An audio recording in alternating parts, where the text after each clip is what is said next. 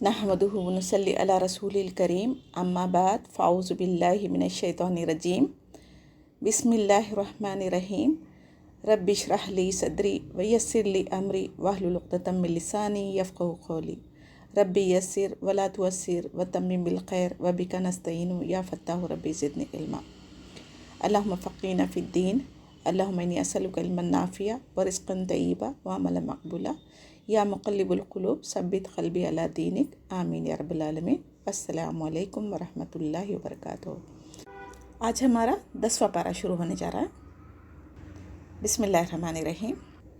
वालमो और जान लो अन्नमा बेशक जो गनिमतुम गनीमत माल गनीमत मिन शैइन कोई भी फ़ाना तो बेशक लिल्लाही अल्लाह सुब्हानहू व तआला के लिए खुमुसहू 5वां हिस्सा वली रसूली और उसके रसूल के लिए वली ज़िल क़ुरबा और क़राबतदारों के लिए वल यतामा और यतीमों के लिए वल मसाकीनी वब्न सबील और मिस्कीनों और मुसाफिरों के लिए इन कुंतुम अगर हो तुम आमन तुम ईमान लाए बिल्लाही अल्लाह सुब्हानहू व तआला पर वमा और इस पर जो अंज़लना नाजिल किया हमने अला अब्दीना अपने बंदे पर यौमुल फ़ुरक़ान फ़ैसले के दिन यौमुल तक़ल जमआन जिस दिन आमने सामने हुए दो जमातें वल्लाहु अला कुल्ली शैइन क़दीर और अल्लाह ताला हर चीज़ पर कुदरत रखने वाला है। सूरह अनफ़ाल में माल गनीमत की तक़सीम का तरीक़ा सिखाया गया है। आयत 1 to 40 तक मुसलमानों की तरबियत की गई। इस्लाम आने के बाद सबसे पहली जंग बदर थी, इसे यहाँ पर फ़ुरक़ान कहा गया है। ये गनीमत से मुराद वो माल है जो काफिरों से लड़ाई या जंग में फ़तह हासिल होने के बाद हासिल होता था। इस्लाम से पहले की उम्मतों में ये माल गनीमत इस्तेमाल नहीं किया जा सकता था। जब जंग जीत लेते तो बाद में वो लोग सारा माल एक जगह ढेर लगा देते थे, जिसे आसमान से आग आकर जला देती थी। तो वो समझते थे कि इनके अमाल कबूल हो गए। अल्हम्दुलिल्लाह हमारी शरीयत में ये माल गनीमत हलाल करार दिया है, यानी जो कुछ भी थोड़ा हो या ज़्यादा, कीमती हो या मामूली, सबको जमा करके इसकी तकसीम की जाएगी। कोई भी इसमें से सुई का धागा भी अपने पास नहीं रख सकता। अगर वो रखेगा तो क़यामत के दिन अजाब होगा। दुनिया में जो कुछ है सब अल्लाह सुब्हानहू व तआला का है ना, तो अल्लाह ही उसका मालिक है। तो इसमें अल्लाह सुब्हानहू व तआला बता रहे हैं कि 5वां हिस्सा अल्लाह और इसके रसूल का है। मुराद माल गनीमत का जो भी माल आता उसके पहले 5 हिस्से किए जाएंगे, जिसमें से 4 हिस्से तो मुजाहिदीन जो जंग लड़ते ना उनके अंदर तकसीम किया जाएगा, और एक हिस्सा जो होगा वो रसूल करीम सल्लल्लाहु अलैहि वसल्लम का होगा, जिसमें से वो अपने मुसलमान गरीब फल के कामों के लिए, यतीमों रिश्तेदारों के लिए, मिस्किनों के लिए और मुसाफिरों के लिए जहाँ कहीं ज़रूरत है उसके मुताबिक नबी करीम सल्लल्लाहु अलैहि वसल्लम को इजाज़त थी कि वो इस्तेमाल कर सकें। तो हदीस मुबारक है, एक सहाबी मैदान जंग में शहीद हुए, मगर उन्होंने माल गनीमत से एक चादर ली थी, जिसकी वजह से आप सल्लल्लाहु अलैहि वसल्लम ने फरमाया उन्हें वही चादर की वजह से आग का अजाब दिया जा रहा है। जबकि शहीद का मर्तबा तो जन्नत है ना, तो माल गनीमत में से वो एक चादर लेने की वजह से उनको ये सज़ा हुई। तो आज के ज़माने में अगर हम किसी की विरासत में से अगर अमानत जो होती ना उसमें से अगर हम कुछ ले लिए तो फिर हमारा क्या हशर होने वाला है, उसको याद रखना चाहिए। जंग बदर 17 रमज़ान 2 हिजरी में हुई थी। उस दिन को यौमुल फ़ुरक़ान कहा गया, इसलिए कि काफिरों और मुसलमानों के दरमियान ये सबसे पहली जंग थी जिसमें फ़रिश्तों का नुज़ूल फरमाकर मुसलमानों को फ़तह दी थी और हक़ बातिल दोनों को ज़ाहिर कर दिया गया था। तो यानी फ़ुरक़ान का मतलब फ़र्क करने वाला, ज़ाहिर करने वाला। इज़ अंतुम बिल उद्वती दुनिया, जब तुम किनारे पर थे करीब के, वहुम और वो बिल उद्वती किनारे पर थे खुस्वा दूर के, वर्रकबु अस्फला और काफ़िला नीचे था, मिनकुम तुमसे, वलो और अगर तबअतुम आपस में वादा करते तुम, लख्तलफ्तुम अलबत्ता इख्तिलाफ़ करते तुम, फिल्मियात मुक़र्रर वक्त यानी जगह के बारे में, वलकिन और लेकिन लियक़ज़ियल्लाहु अमरा ताकि पूरा कर दे अल्लाह एक काम को, काना जो था मफ़ऊला होकर रहने वाला, लियहलिका मन हलका अम बय्यिनह व यहया ताकि वो हलाक हो जाए जो हलाक होना था 7 वाज़ेह दलील के, और वो ज़िंदा रहे, मन हय्यी जो ज़िंदा है, अम बय्यिनह 7 वाज़ेह दलील के, व इन्नल्लाहा लसमीउन अलीम और बेशक अल्लाह सुब्हानहू व तआला खूब सुनने वाला और खूब जानने वाला है। इस आयत में अल्लाह सुब्हानहू व तआला मुसलमानों की अपनी हालत याद करवा रहे हैं। मुसलमान मदीने के करीब जो रेतीली ज़मीन पर थे ना, वहाँ ख़त्म नहीं जमा सकते थे, और खसफा यानी दूर को कहते हैं, जहाँ काफिर का काफिला अबू सुफियान की क़यादत में شام سے مکہ جا رہا تھا، جس کو حاصل کرنے کے لیے مسلمان بدر میں جمع ہوئے تھے نا. جنگ کا یعنی جنگ کے ارادے سے نہیں گئے تھے، بلکہ قافلے کو لوٹنے کے ارادے سے گئے تھے. کیونکہ جب مکے سے مسلمان ہو کر ہجرت کر رہے تھے تو مسلمانوں کے ساتھ میں کافروں نے بہت زیادتی کی تھی، ان کا مال جان سب چھین لیا تھا نا. تو اسی لیے وہ بدلہ لینے کے لیے ان کا قافلہ لوٹنا چاہ رہے تھے، جس کو حاصل کرنے کے لیے ہی مسلمان بدر میں جمع ہوئے تھے. تو جو بلندی پر تھا، مسلمانوں کی تعداد بھی بہت کم تھی اور اختیار بھی نہیں تھے ان کے پاس. تو جنگ بدر کا ہونا اللہ سبحانہ تعالیٰ کی طرف سے مقرر کر دیا گیا تھا. تو اللہ نے ایسے اسباب پیدا کیے کہ دونوں فریق آپس میں جنگ کے لیے اچانک تیار ہو جائے. اگر پہلے سے اگر حکم ہوتا تو شاید ہو سکتا مسلمان تعداد کی کمی، ہتھیار نہیں ہونے کی وجہ سے اپنے ارادے پست کر لیتے تھے. تو اللہ سبحانہ تعالیٰ جو وقت مقرر کر دیا تھا جس چیز کا، وہ ہو کر رہنا تھا. اگر پہلے سے تاریخ کا اعلان ہوتا تو شاید مسلمان نہیں نکلتے. تو پھر اللہ سبحانہ تعالیٰ بتانا چاہ رہے تھے کہ 313 جو مسلمان تھے وہ کافر کے 3 گنا زیادہ ہونے کے باوجود حق کے ساتھ اللہ تعالیٰ پر توکل کر کے جنگ کرنے کے لیے تیار ہو گئے تھے. تو پھر اللہ تعالیٰ نے ان کو فرشتوں کے ذریعے مدد کی اور مسلمانوں کو فتح حاصل ہو گئی.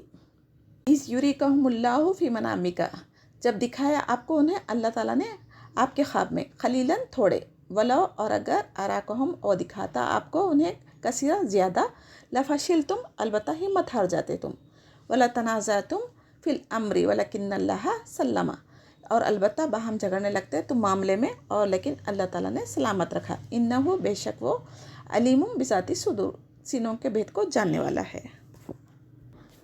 یعنی جو کچھ ہم کو حاصل ہوتا ہے وہ سب اللہ سبحانہ تعالیٰ کی مدد سے ہی حاصل ہو سکتا ہے نا. تو ہماری کوئی طاقت ہی نہیں کہ ہم اپنا ایک قدم بھی اپنی مرضی سے اٹھائیں. انسان کو ہمیشہ اللہ تعالیٰ کے احسانات کو یاد رکھنا چاہیے، اپنی تعریفیں کرنے سے بچنا چاہیے. ایمانی قوت جو 313 بدر کے صحابہ رضی اللہ تعالیٰ میں تھی، آج مسلمانوں کی کروڑوں کی آبادی میں بھی وہ نہیں ہے. اگر کفار کی تعداد زیادہ دکھائی جاتی تو پھر مسلمانوں میں بزدلی آ جاتی تھی، جس سے اللہ تعالیٰ نے مسلمانوں کو بچا لیا. اللہ تعالیٰ دلوں کے بھیدوں سے خوب واقف ہے. کافروں کا لشکر بڑا تھا مگر ان کے دلوں کی کیفیت کے مطابق تعداد دکھائی تھی.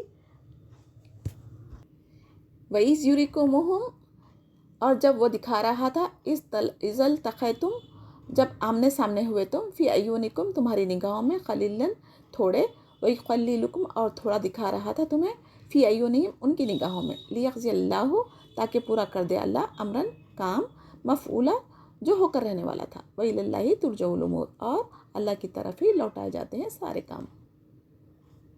اللہ تعالیٰ حق اور باطل کو ظاہر کرنا طے کر چکے تھے نا، تو جس کی وجہ سے بغیر کسی تیاری کے جنگ ہو گئی تھی. ہمیں بھی اس آیت سے کیا سبق ملتا؟ اپنی زندگی کا ہر معاملہ اللہ تعالیٰ کے سپرد کر دیں. جو ہمارے لیے بہتر ہے وہی ہو کر رہے گا.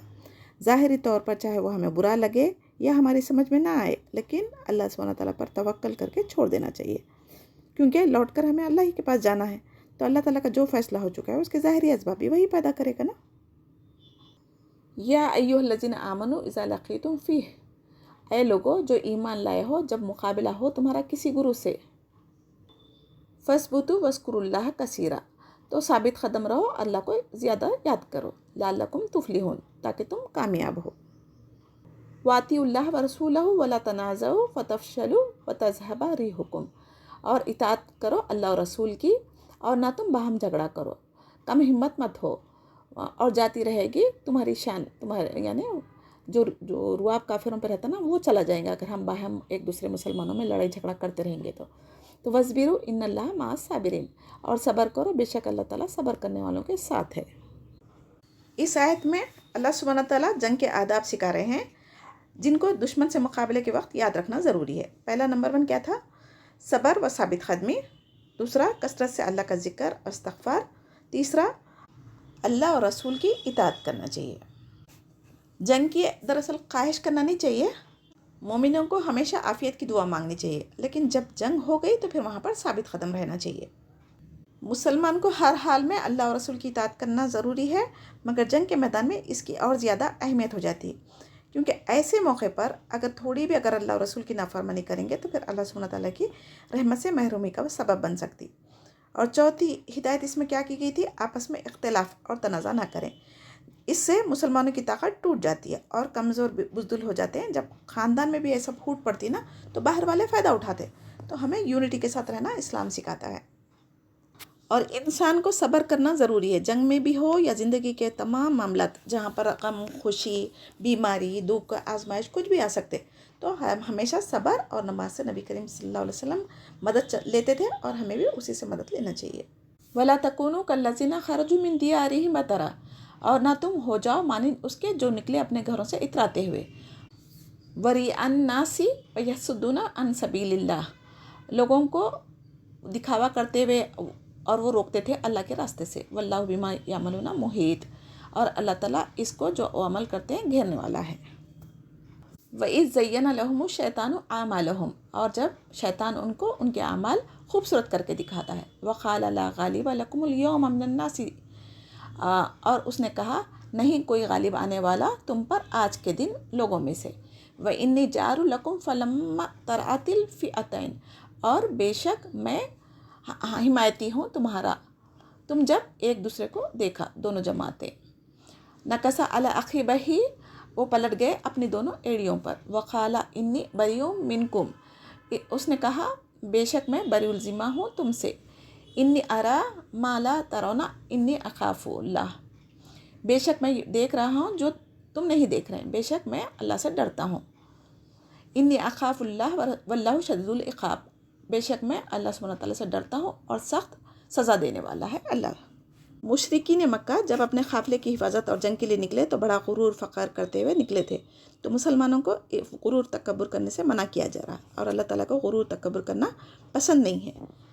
یعنی مشرکین اپنے ساتھ گانے بجانے ناچنے والوں کو بھی لے کر نکلے تھے، راستے میں سب کھانے پینے شراب کی محفلیں سجاتے تھے، یہ خود کو کعبہ کے متولی سمجھتے تھے، اسی لیے ابو جہل نے کعبہ کا غلاف پکڑ کر خود بدعا کی تھی، یعنی کیا کہا تھا اس نے، حق والوں کو کامیابی دے کہہ کر۔ تو فتح مکہ کے وقت بھی نبی کریم صلی اللہ علیہ وسلم نے کیا کیا تھا، عاجزی و انکساری کے ساتھ مکہ میں داخل ہوئے تھے، غرور تکبر اپنی کامیابی پر نہیں، کیونکہ وہ جانتے تھے کہ اصل کامیابی دینے والا اللہ سبحانہ تعالیٰ کی ذات ہے، اور مشرکین مکہ کے اعمال کو شیطان نے خوبصورت کر کے دکھا دیا تھا، تو مشرکین مکہ کو ڈر تھا کہ قبیلے بنی بکر کنانہ سے انہیں نقصان پہنچے گا، تو چنانچہ شیطان نے ان کو سراقہ بن مالک کی صورت میں آ کر، جو بنی بکر کنانہ کا ایک سردار تھا، فتح مکہ کی جھوٹی بشارت دی، اپنی حمایت کا بھی یقین دلایا تھا، لیکن جیسے ہی بدر کے دن میدان میں فرشتوں کا نزول ہوتے دیکھا شیطان، تو وہ ایڑیوں کے بل بھاگ گیا، کیونکہ اسے یقین ہو گیا تھا کہ مسلمانوں کے ساتھ اللہ کی مدد حاصل ہو رہی ہے۔ پھر وہ مشرکین کی ہار پکی ہے سمجھ کر شیطان بھاگ گیا۔ یہ شیطان عذاب سے نہیں ڈرا بلکہ اپنی ہار سے ڈر کے بھاگا تھا، کیونکہ جو عام انسان نہیں دیکھ سک رہے تھے وہ شیطان دیکھ رہا تھا فرشتوں کو۔ تو شیطان انسانوں سے جھوٹے وعدے کرتا ہے، برے کاموں کو اچھے بنا کر، فیشن کے نام پر، ترقی کے نام پر ہم سے گناہ کرواتا ہے، تو قیامت کے دن ایسے ہی انسانوں کو بھی چھوڑ کے بھاگ جائے گا جیسا جنگ سے بھاگا تھا۔ اِذْ یقول المنافقین، جب کہہ رہے تھے منافق، والذین فی قلوبہم مرض غرہ، اور وہ لوگ جن کے دلوں میں بیماری تھی دھوکے میں ڈال دیا، لا دینہم ومن یتوکل اللہ، ان لوگوں کو ان کے دین نے، اور جو کوئی توکل کرے گا اللہ تعالیٰ پر، فإن اللہ عزیز حکیم، تو بے شک اللہ سبحانہ تعالیٰ بہت زبردست اور حکمت والا ہے۔ لو تری اذ یتوفی الذین کفروا الملائکۃ یضربون وجوہہم وادبارہم، اور کاش آپ دیکھیں جب فوت کرتے ہیں ان لوگوں کو جس نے کفر کیا، فرشتے وہ مارتے تھے ان کے چہروں پر اور ان کے پیٹھوں پر، وذوقوا عذاب الحریق، اور کہتے تھے چکھو آگ کا عذاب، ذالک بما قدمت ایدیکم، یہ اس وجہ سے کہ جو انہوں نے اپنے ہاتھوں سے آگے بھیجا تھا، وان اللہ لیس بظلام، اور بے شک اللہ تعالیٰ نہیں ہے کوئی ظلم کرنے والا، للعبید اپنے بندوں پر، کداب آل فرعون والذین من قبلہم کفروا، جیسی حالت تھی آل فرعون کی اور ان کی جو ان سے پہلے تھے، انہوں نے کفر کیا، بآیات اللہ فاخذہم اللہ بذنوبہم، اللہ کی آیت کے ساتھ انہوں نے کفر کیا جس کی وجہ سے اللہ تعالیٰ نے انہیں پکڑ لیا باوجہ ان کے گناہوں کے، ان اللہ قوی شدید العقاب، اللہ تعالیٰ بے شک اللہ تعالیٰ بہت قوی ہے، قوت والا ہے، سخت سزا دینے والا ہے۔ ذالک بأن اللہ لم یک مغیرا نعمتا انعمہا علی قوم حتی یغیر، اللہ سبحانہ تعالیٰ نہیں بدلتا کسی نعمت کو، جب کسی قوم پہ نعمت عطا کرتے نا تو نہیں بدلتا، حتیٰ کہ یہاں تک کہ وہ خود تبدیل کر لے، ما بانفسہم وان اللہ سمیع علیم، اور جب تک وہ اپنے حالات نہیں بدلتے نا، اپنے نفسوں پر اپنے ظلم نہیں کرتے، اللہ تعالیٰ ان سے وہ نعمت نہیں چھینتا، اور بے شک اللہ تعالیٰ خوب سننے اور جاننے والا ہے۔ منافقوں کو شک تھا نا کہ مسلمانوں کی تعداد کم ہے تو کامیابی کیسے ہوں گی، تو یہاں پر اللہ سبحانہ تعالیٰ فرما رہے ہیں کہ اہل ایمان والوں کو اللہ سبحانہ تعالیٰ کی ذات پر پورا توکل ہونا چاہیے۔ غالب حکمت والا اللہ ہی ہے، اور اللہ تعالیٰ پر بھروسہ کر کے دیکھیں گے تو وہ کبھی بے سہارا نہیں چھوڑتا۔ یہ بات کافر جو دنیا کے طالب ہیں نہیں سمجھ سکتے۔ اللہ تعالیٰ کے ہر کام میں حکمت ہے جس کو انسانی عقل بھی نہیں سمجھ سکتی۔ اور جب فرشتے ان کے لوہے کی گز مار رہے تھے نا تو اسے آگ نکل رہی تھی۔ جنگ بدر میں مشرکین کو قتل کر رہے تھے نا فرشتے، اس وقت ان کا حال کیا تھا وہ بتایا جا رہا ہے۔ حضرت ابن عباس رضی اللہ تعالیٰ سے مروی ہے کہ جب مشرکین مکہ مسلمانوں کی طرف آتے تو مسلمان ان کے چہروں پر تلواروں سے مارتے تھے، جس سے بچنے کے لیے وہ پیٹ پھیر کر بھاگتے تو فرشتے ان کے دوپہروں پر تلوار مارتے تھے۔ اللہ سبحانہ تعالیٰ کسی بندوں پر ظلم نہیں کرتے، بلکہ وہ تو رحمان و رحیم ہے نا۔ انسان کے اپنے اعمال اور کرتوتوں کی وجہ سے ان پر عذاب آتا، تو جو نعمتیں اللہ سبحانہ تعالیٰ ایک بار دے دیتا وہ بندوں سے تبھی چھینتا جب وہ اللہ تعالیٰ کے ساتھ نافرمانی کر لیں گے۔ حدیث قدسی ہے، اللہ سبحانہ تعالیٰ فرماتے ہیں، اے میرے بندو، میں نے اپنے نفس پر ظلم حرام کیا ہے اور تم کو بھی اپنے درمیان ظلم کرنے کو حرام کرتا ہوں۔ تو جو کوئی نیکی کے کام کر رہے ہیں اس پر اللہ تعالیٰ کا شکر ادا کرنا چاہیے۔ اگر ہم کوئی گناہ کا کام کر رہے ہیں تو فوراً توبہ استغفار کر کے اپنی اصلاح کر لینی چاہیے۔ مشرکین مکہ کے ساتھ پچھلی قوموں کی طرح جو حال ہوا تھا نا اس کے بارے میں کہا جا رہا ہے، یعنی مشرکین کی عادت تھی کہ وہ اللہ اور رسول اور پیغمبروں کو جھٹلاتے تھے اور اللہ کی آیتوں کے ساتھ کفر کرتے تھے، جیسا کہ فرعون کی قوم، اور ان کے اعمال کی وجہ سے ان پر چھوٹے چھوٹے عذاب دیے تھے، جیسے کہ مینڈک، خون کا، ٹڈی کا، جوؤں کا۔ اس کے باوجود بھی اگر وہ تذکیر بالایام سمجھتے تھے نا، اللہ کے عذاب کے دنوں کی مثال دے کر سمجھانے کو کہا جا رہا ہے، کیونکہ وہ لوگ سمجھتے تھے کہ یہ دن رات کا جو آنا جانا ہے، مصیبت ہے، وہ سمجھتے تھے، لیکن اللہ کا عذاب ہے وہ کبھی بھی نہیں سمجھے۔ گناہوں کی وجہ سے اللہ تعالیٰ کی پکڑ ان کی جب ہوئی تو کفر نافرمانی کی وجہ سے چھوٹے عذاب وارننگ کے لیے جو دیے گئے تھے، اس کے بعد وہ نہیں لوٹنے کی وجہ سے اللہ تعالیٰ ان کو سمندر میں غرق کر دیا۔ اللہ تعالیٰ بہت طاقت والا ہے، چاہے تو بغیر وارننگ کے بھی عذاب دے سکتا، چاہے تو بڑی رحمت اس کی یہ بھی ہو سکتی کہ چھوٹی چھوٹی چیزیں دے کے انسان کو توبہ کرنے کا موقع دے کے ان کی اصلاح کرتا۔ اور یہاں پر ہمیں نعمتوں کے زوال سے بچنے کا طریقہ بھی سکھایا گیا، یعنی اللہ سبحانہ تعالیٰ جو نعمتیں ہمیں دی ہے نا اس کو سنبھالنا ہے تو کیا کرنا ہے، عاجزی انکساری کے ساتھ توبہ استغفار کرتے ہوئے رہنا چاہیے۔ جب اگر غرور تکبر کرنے لگیں گے اور اللہ کی نافرمانی کرنے لگیں گے تو تب پھر کیا ہوتا، ہماری نعمتوں کا زوال آنا شروع ہو جاتا۔ تو اللہ تعالیٰ فرعون کو کثرت سے نافرمانیوں کی وجہ سے ہی ہلاک کیا تھا نا، تو اب ہم بھی اگر اس کثرت سے گناہ کر رہے ہیں تو پھر بھی جو بچے ہوئے ہیں تو یہ اللہ کی رحمت ہے، اللہ تعالیٰ کی مہلت ہے، ہمیں توبہ کی توفیق دینا چاہ رہا ہے۔ تو اب ہمیں بھی اب رمضان آنے سے پہلے اپنے جو بھی پچھلے گناہ زندگی گزر چکی، گناہوں میں غفلت میں جو گزری، اس سے توبہ استغفار کر کے اس ماہ رمضان میں اللہ کو راضی کرنے کی کوشش کرنا چاہیے۔ آمین یا رب العالمین۔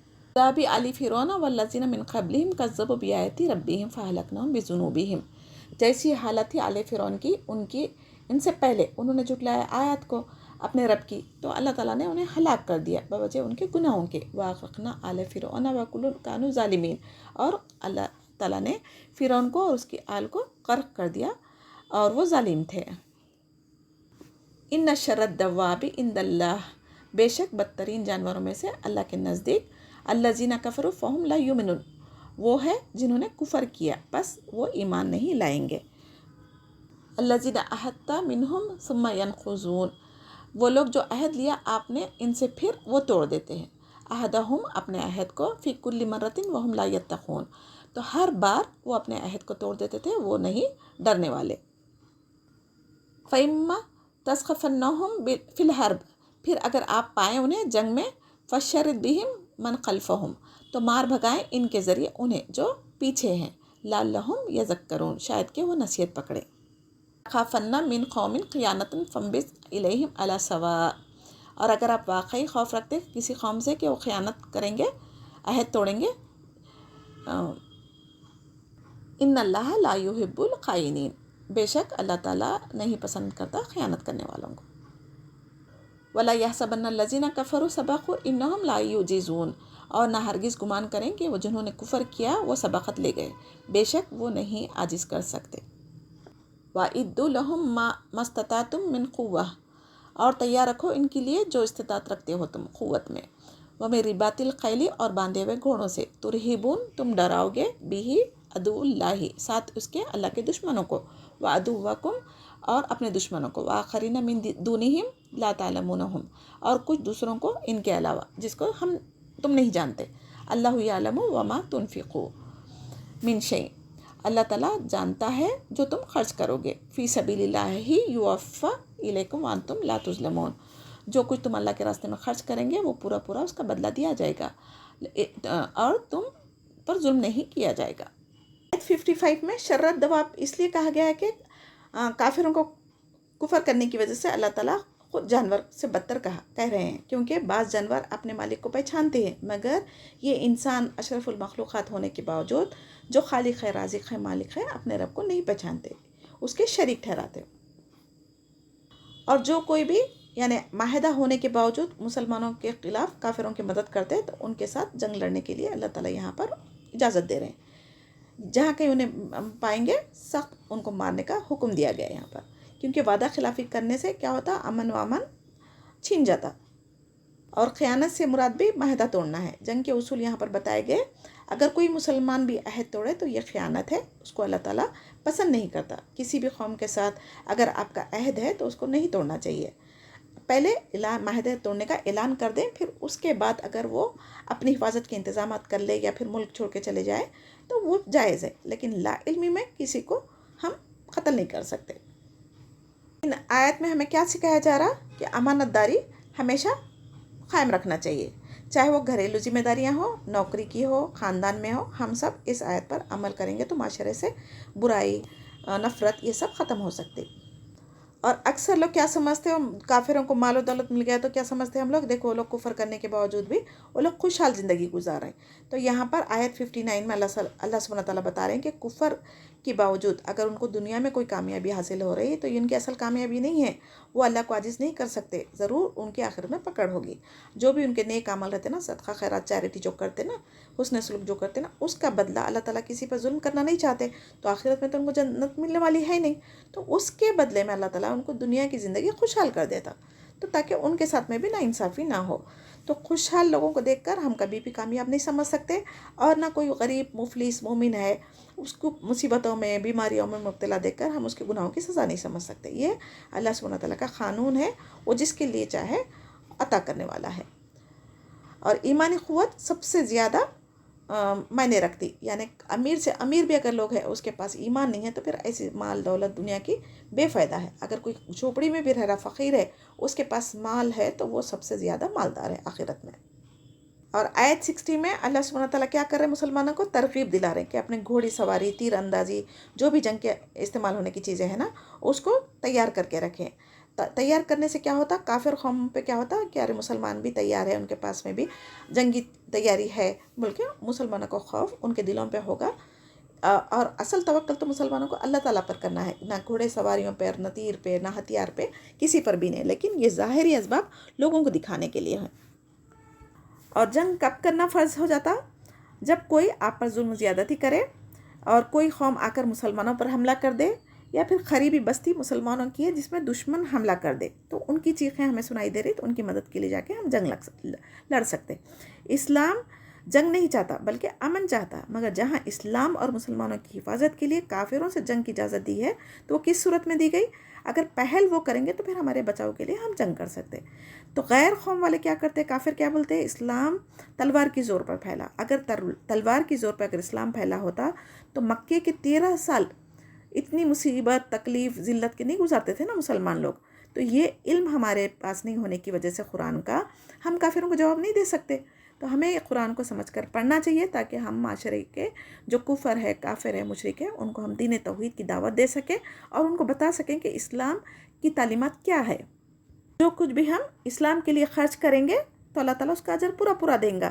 یعنی فی سبیل اللہ میں آپ کیا کیا خرچ کر سکتے ہیں، آپ جنگ کا تو مسئلہ ہے ہی نہیں ہے، جنگ تو آپ کر نہیں سکتے قانون کے حساب سے اپنے، تو اب کیا کرنا ہے، جو کچھ اللہ تعالیٰ کا علم آپ حاصل کریں قرآن و حدیث کا، وہ کسی اور کو پہنچانا، اور کسی کی مدد کرنا، بیماروں کے علاج کروانا، غریب اور مسکینوں کی مدد کرنا، اچھا مشورہ دینا، صلح کروا دینا، خندہ پیشانی سے ملنا، خدمت خلق کرنا، اور بہت ساری چیزیں ہیں بھائی. آپ جو وقت لگا رہے ہیں دین سیکھنے کے لیے، پھر اس کو عمل کرنا، اپنی زندگیوں میں لانا، یعنی ذرہ برابر بھی نیکی اگر آپ کی ہوگی تو اللہ تعالیٰ قیامت کے دن اس کو وزن کریں گے.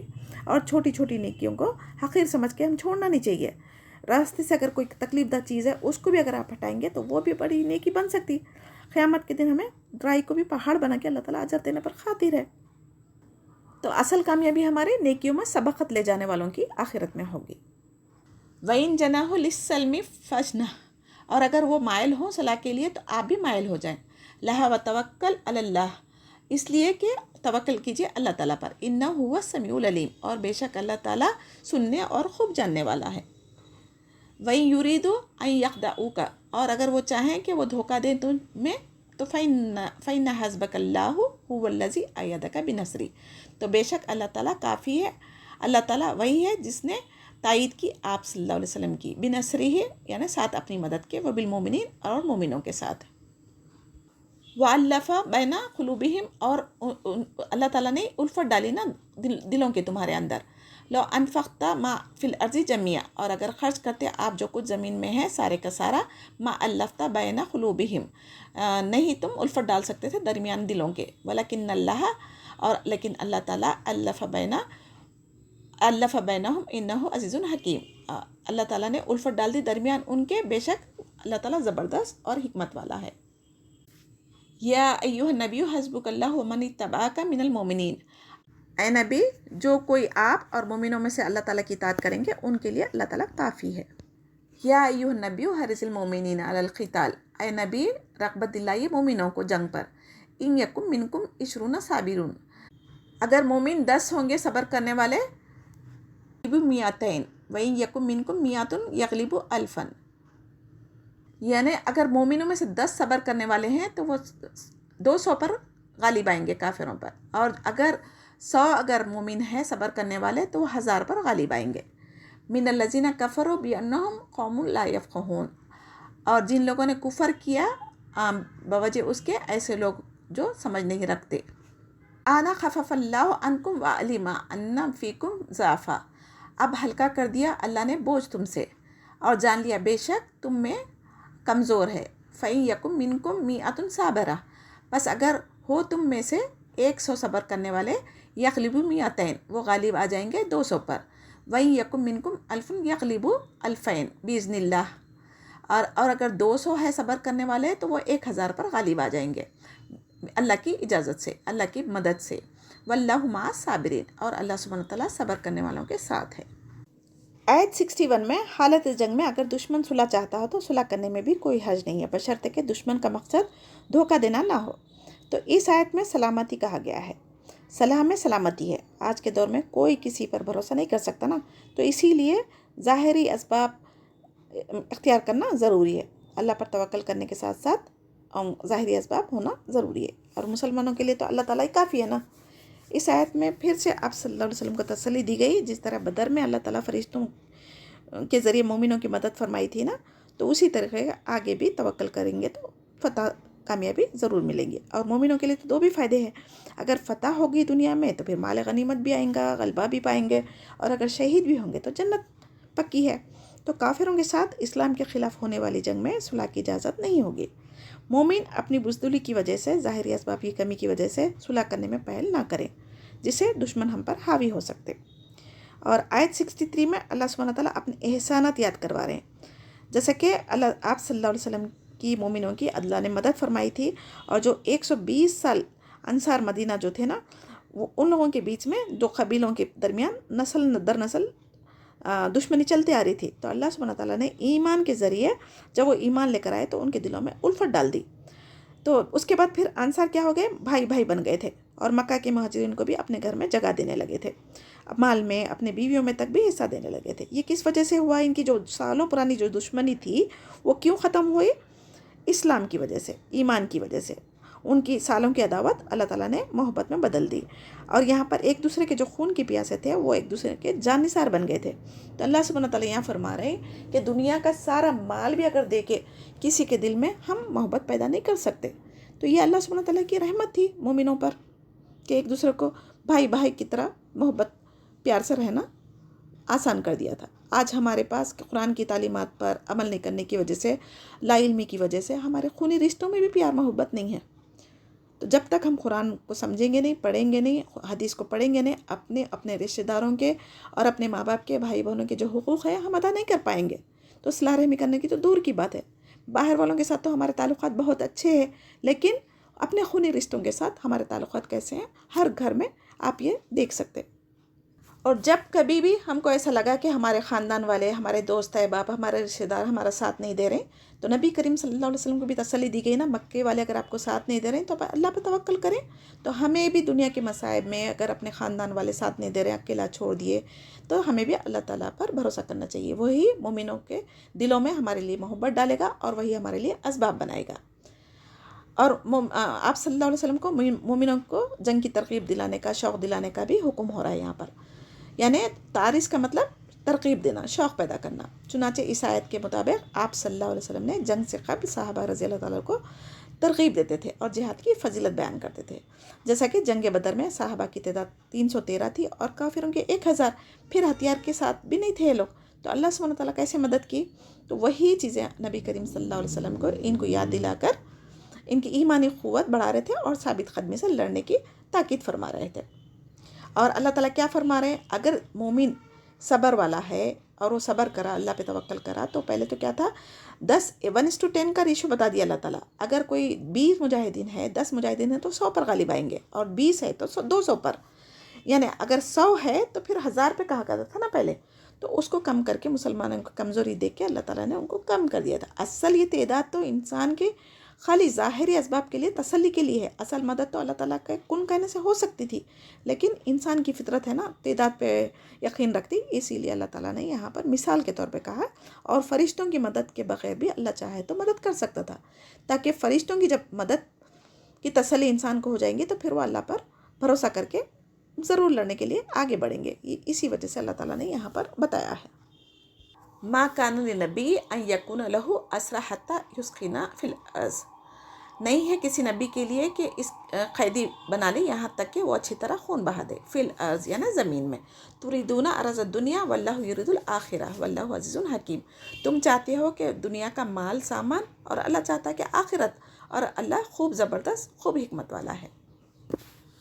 لولا کتاب من اللہ، اگر نہ ہوتا لکھا ہوا اللہ کی طرف سے، سبق لمسکم فیما، جو گزر چکا البتہ پہنچتا تمہیں اس کا بدلہ. اخذتہم عذاب عظیم، جو لیا تم نے عذاب بہت بڑا.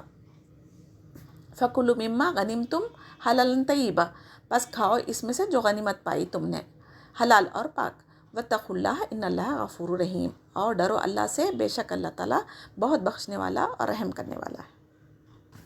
جنگ بدر میں 70 کافر مارے گئے تھے اور 70 قیدی بنائے گئے تھے. جنگ بدر پہلا معرکہ تھا نا، تو کفر اور اسلام کے درمیان ہوا تھا، تو قیدیوں کے بارے میں کوئی واضح حکم نہیں آیا تھا، جس کی وجہ سے آپ صلی اللہ علیہ وسلم نے صحابہ رضی اللہ تعالیٰ عنہ سے ان قیدیوں کے بارے میں مشورہ کیا.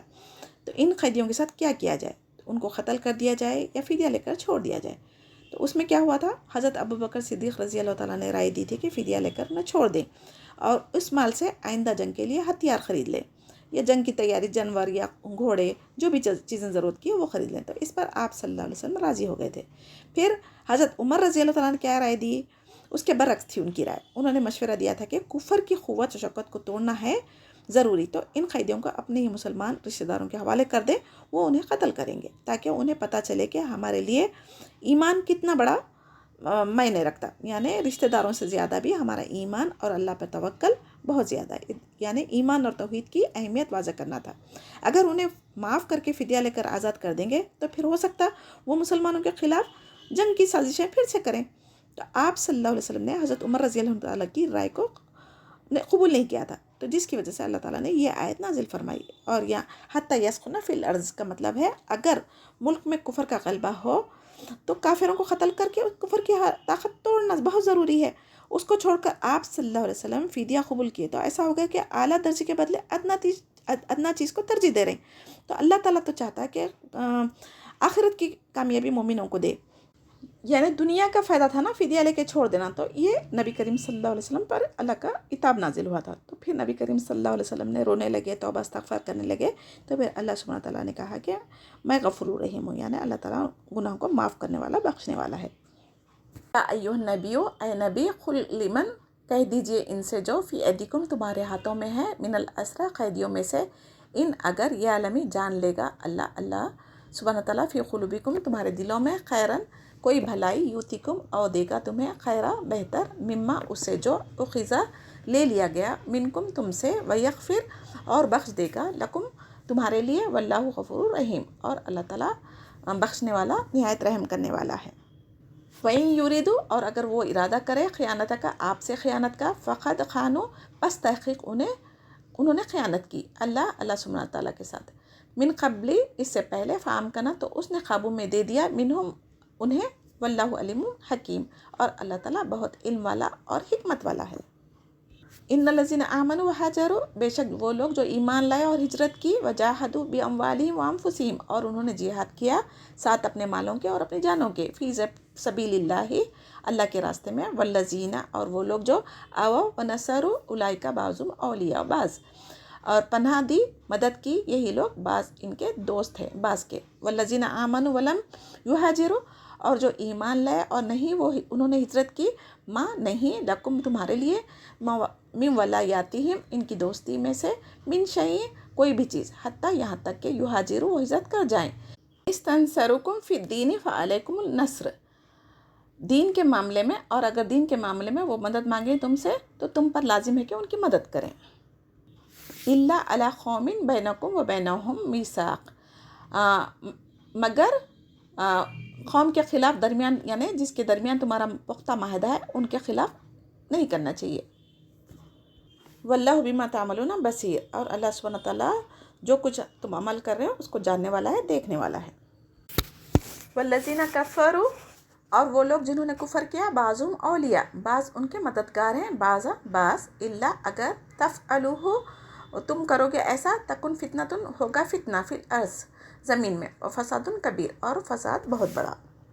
यहाँ पर आयत 70 का शान नुज़ुल देखें। काफिरों के साथ बाज़ लोग मजबूर मुसलमानों से लड़ने आए थे, मगर हमदर्दी मुसलमानों के साथ थी उनकी, फिर दिल से मुसलमान हो गए मगर ज़ाहिर नहीं किए थे। तो जब बदर में मुसलमानों को कैदी बनाए गए तो कहने लगे हम मजबूरन, कोई रास्ता नहीं होने की वजह से जंग में शामिल हुए, तो हमसे फ़िदिया क्यों ले रहे हैं। तो उसके जवाब में अल्लाह सुब्हानहू व तआला ये आयत नाजिल फरमाई, अगर तुम्हें ईमान व इस्लाम लाने की नीयत और जज्बा अल्लाह ताला देखेंगे तो जो कुछ तुमसे फ़िदिया में लिया गया उससे बेहतर तुम्हें अता कर देगा और गुनाह भी तुम्हारे माफ़ कर दिए जाएंगे, क्योंकि अल्लाह बहुत मेहरबान और बख्शने वाला है। और हज़रत अब्बास रज़ी अल्लाह तआला से 20 उक़िया सोना फ़िदिया में लिया गया था। जब वो इस्लाम कबूल किए तो उन्हें दुनियावी माल और दौलत भी बहुत अता कर दी थी अल्लाह ताला ने। तो 20 ताजर ग़ुलाम उन्हें मिले जो कमाई करके लाते थे। तो हज़रत अब्बास रज़ी अल्लाह तआला को अपने भतीजे और हलीफ के लोगों का भी फ़िदिया देने आप सल्लल्लाहु अलैहि वसल्लम ने कहा था। तो उन्होंने कहा कि या रसूल अल्लाह, मेरे पास इतना माल नहीं है।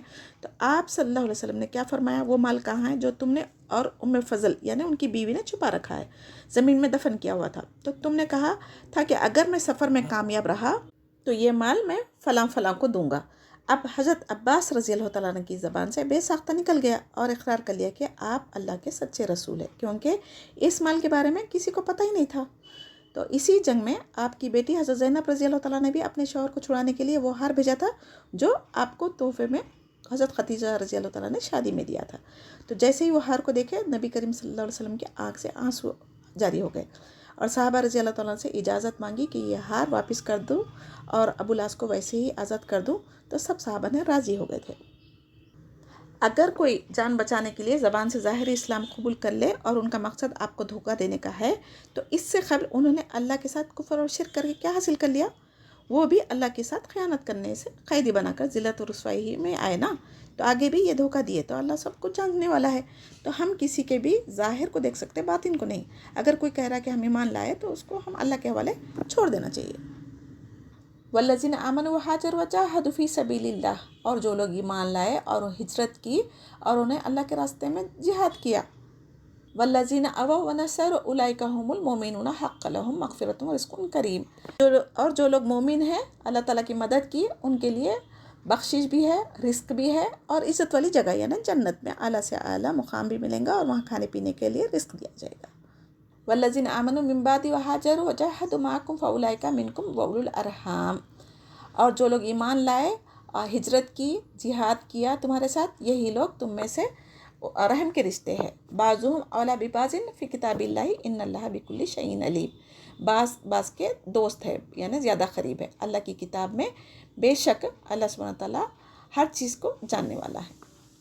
اللہ سبحانہ تعالیٰ نے جو لوگ ایمان لائے، ہجرت کی، اپنی جان مال کے ساتھ اللہ کی راہ میں جہاد کیا، یہ مکہ والوں کے بارے میں کہا جا رہا ہے جو مہاجرین صحابہ تھے، یہ سب سے اعلیٰ درجے والے ہیں، کیونکہ یہ لوگوں نے سب کچھ قربان کیا تھا نا اسلام کے لیے۔ اور جو دوسرے درجے پہ ہے وہ مدینے والے ہیں جو مہاجرین کو پناہ دی، ان کو انصار کہتے ہیں نا، تو ان کی فضیلت بھی یہاں بیان کی گئی ہے۔ پہلے ایک دوسرے کو جانتے بھی نہیں تھے، نہ ہی ان کے پاس کچھ مال و دولت ساتھ لے کر آئے تھے، بلکہ خالی ہاتھ آنے کے باوجود بھی صرف انہیں اسلام کی خاطر مدینے والے نے اپنے گھروں میں پناہ دی تھی۔ تو آپ صلی اللہ علیہ وسلم نے ہجرت کے بعد ایک ایک مہاجر اور ایک ایک انصار کے درمیان رشتہ خود قائم کر دیا تھا، اور نبی کریم صلی اللہ علیہ وسلم انصار سے محبت کرتے تھے، اور انصار سے محبت ایمان کا حصہ ہے۔ جب مکہ فتح ہوا تو انصار کو ڈر لگا کہ کہیں آپ ہمیں چھوڑ کر مکہ نہ چلے جائیں۔ مکہ فتح ہونے کے بعد مال غنیمت سے مکہ والوں کی دلجوئی کے لیے نبی کریم صلی اللہ علیہ وسلم ان کو دے رہے تھے، تو آپ ناانصافی کی وجہ سے نہیں دے رہے تھے، بلکہ 5واں جو حصہ تھا وہ اس میں سے دے رہے تھے۔ تو آپ صلی اللہ علیہ وسلم نے فرمایا پہلے تم لوگ گمراہ تھے، اللہ نے تمہیں ہدایت دی، کچھ لوگ مال غنیمت سے کچھ حصہ لے کر جائیں گے اور تم انصار اللہ کے رسول کو ساتھ لے کر جائیں گے۔ تو انصار کیا کرے، وہ سمجھ گئے اور پھوٹ پھوٹ کر رونے لگے، کیونکہ بعض کے دل میں آ رہا تھا نا کہ یہ اپنے مکہ کے لوگ اپنے وطن کے لوگوں سے محبت کر کے مال غنیمت ان میں تقسیم کر رہے ہیں، ایسا بعض لوگوں کے دل میں خیال آیا تھا۔ جو ایمان تو لائے مگر ہجرت نہیں کی، یعنی جو مکہ کے لوگ تھے ایمان تو لا لیے تھے لیکن ہجرت نہیں کی نا، تو ہجرت کرنے والوں کا درجہ ہمیشہ افضل رہا، اور آپ کے لیے ان میں کوئی ولایت کا رشتہ نہیں رہا جب تک وہ ہجرت نہ کریں، اور یہ تمہاری حمایت اور وراثت کے مستحق نہیں ہے۔ مہاجرین کو انصار کی وراثت دی جاتی تھی، بعد میں جب وراثت کا حکم آیا نا تو یہ آیت منسوخ ہو گئی، یہ حکم منسوخ ہو گیا۔ اگر انہیں دین کے معاملے میں مشرکین کے خلاف تمہاری مدد کی ضرورت پڑ جائے تو ضرور تم مدد کرنا، ہاں اگر وہ تم سے ایسی قوم کے خلاف مدد مانگے جس کے ساتھ تمہارا معاہدہ ہے تو پھر ایسے مسلمانوں کی مدد کے مقابلے میں ہم معاہدے کی پابندی کرنا ضروری ہے۔ یعنی کسی ملک، کافر ملک سے امن کا معاہدہ کیے ہوئے ہیں تو خفیہ طور پر ان کے خلاف کوئی سازش یا مسلمانوں کی مدد کرنا جائز نہیں ہے، البتہ معاہدہ توڑنے کا اعلان کر کے مسلمانوں کی مدد کر سکتے ہیں۔ جو کچھ ہم چھپ کر کر رہے ہیں یا ظاہری طور پر کر رہے ہیں اللہ تعالیٰ اس کو جاننے والا ہے۔ اور کافر آپس میں ایک دوسرے کے مددگار ہیں، جب کبھی مسلمانوں کے خلاف موقع جاتا نا تو دونوں مل کر کیا کرتے، یہود و نصارہ مسلمانوں کو نقصان پہنچانے کی کوشش کرتے، مگر مسلمان ایک دوسرے کی مدد نہیں کیے تو ملک میں فتنہ ہو جاتا اور زبردست فساد ہو جاتا، تو مسلمانوں کا وارث کافر نہیں ہو سکتا چاہے وہ خونی رشتہ دار ہی کیوں نہ ہو۔ تو یہاں پر کیا بتایا جا رہا ہے، تو ایک دوسرے کو تعاون کب کر سکتے جس کے اندر معاہدہ نہ ہو، ٹھیک ہے۔ اس آیت میں مہاجرین اور انصار کی فضیلت بیان کی گئی نا 74 میں، جو سچے مومن ہوتے تھے اور ایمان لائے تھے، ہجرت بھی کی تھی، اللہ کے راہ میں جہاد بھی کیا تھا، سب کچھ اپنا قربان کر دیے تھے۔ اور انصار نے اپنے مہاجر بھائیوں کو اپنے گھر میں کس لیے عزت دی، جگہ دی، صرف اور صرف ایمان کی وجہ سے، تو اللہ سبحانہ تعالیٰ ان دونوں گروہوں کو بخشش اور عزت والے نے جنت کے گھر کی خوشخبری دی۔ اور آیت 75 میں صلح حدیبیہ کے بعد جو ایمان لائے یہ چوتھا گروہ ہے، مگر درجے میں یہ تیسرے نمبر پر آئیں گے۔ یہ رشتے اللہ تعالیٰ نے کتاب اللہ سے مراد لوح محفوظ میں ہیں، وہ اولو الارحام یعنی خونی رشتے، نسبی رشتے، سسرالی رشتے، وہی اصل حقدار ہوں گے وراثت میں۔ صرف عارضی طور پر مہاجرین اور انصار کے اندر ایک دوسرے کا وارث بنایا گیا تھا نا، کیونکہ کسی کا باپ مسلمان ہوا تھا تو بیٹا کافر تھا، اور کسی کا بیٹا مسلمان ہوا تو باپ کافر تھا، تو مسلمان کی وراثت کافر نہیں لے سکتا، اس وجہ سے یہ وقتی طور پر یہ قانون تھا، وراثت کے احکام آنے کے بعد یہ خونی رشتے جو مومن ہیں ان کے لیے حصے مقرر کر دیا اللہ سبحانہ تعالیٰ۔ الحمدللہ سورہ انفال ختم ہوتا ہے۔ اب ہم سورہ برات پڑھیں گے، اس کا نام سورہ توبہ بھی ہے، اس لیے اس کا رکھا گیا ہے کہ اس میں مشرکین سے برات کا اعلان ہے، شرک سے بیزاری کا اعلان کیا گیا ہے۔ اس سورت کے شروع میں بسم اللہ نہیں ہے، اس کی بہت ساری وجوہات ہیں۔ حضرت عثمان رضی اللہ تعالیٰ عنہ فرماتے ہیں کہ رسول اللہ صلی اللہ علیہ وسلم جب یہ سورت لکھوائی تو بسم اللہ نہیں لکھوائی تھی۔ سورہ انفال اور سورہ توبہ دونوں کے احکامات مضامین ایک جیسے ہیں، اور اگر ہم قرآن سورہ انفال سے پڑھتے ہوئے سورہ توبہ شروع کریں تو بسم اللہ کی ضرورت نہیں ہے. البتہ شروعات ہی سورہ توبہ سے کر رہے ہیں تو قرآن کی تلاوت شروع کرنے سے پہلے جیسے اللہ کا حکم ہے تعوذ تسمیہ پڑھنا چاہیے، اس طور پہ ہم پڑھ سکتے. صلح حدیبیہ جو تھا نا، ایک معاہدہ 6 ہجری میں ہوا تھا مسلمان اور مشرکین کے درمیان کہ 10 سال تک آپس میں ہم جنگ نہیں کریں گے. جو ہمارے حلیف ہے قبیلے والے وہ بھی اس میں شامل نہیں ہوں گے. قریش کا حلیف قبیلہ کون تھا؟ بنو بکر تھا، اور مسلمان کا حلیف قبیلہ بنو خزرہ تھا. تو 2 سال بعد ہی 8 ہجری میں بنو بکر قبیلے کے ساتھ مل کر انہوں نے بنو خزرہ پر حملہ کر دیا تھا. وہ حرم کے اندر پناہ لی تھی، پھر بھی انہوں نے حرم کی حرمت پامال کر کے ان کو مارا تھا. تو مشرکین نے معاہدہ بھی توڑا، قتل بھی کیا، مال بھی لوٹا. پھر اس کے بعد ابو سفیان کیا کیا تھا؟ معاہدہ رینیو کرنے کے لیے آپ صلی اللہ علیہ وسلم کے پاس بھیجا تھا. تو بنو خزرہ کے جو لوگ بچ کر آپ صلی اللہ علیہ وسلم کے پاس آ کر یہ حالت بتائے تھے، تب آپ صلی اللہ علیہ وسلم نے خاموشی سے مکہ والوں پر حملہ کر کے فتح کرنا چاہا تھا. یہ رمضان کا واقعہ تھا. تم من اللہ و رسولی، برات کا اعلان ہے اللہ کے اور اس کے رسول کی طرف سے. الی الذین عاہدتم من المشرکین، ان لوگوں کی طرف جنہوں نے معاہدہ کیا تھا مشرکین کے ساتھ. فسیحوا فی الارض اربعۃ اشہر واعلموا انکم غیر معجز اللہ، بس چلو پھرو تم زمین میں 4 مہینے اور جان لو بے شک اللہ تعالیٰ بے شک تم نہیں عاجز کرنے والے اللہ سبحانہ تعالیٰ کو.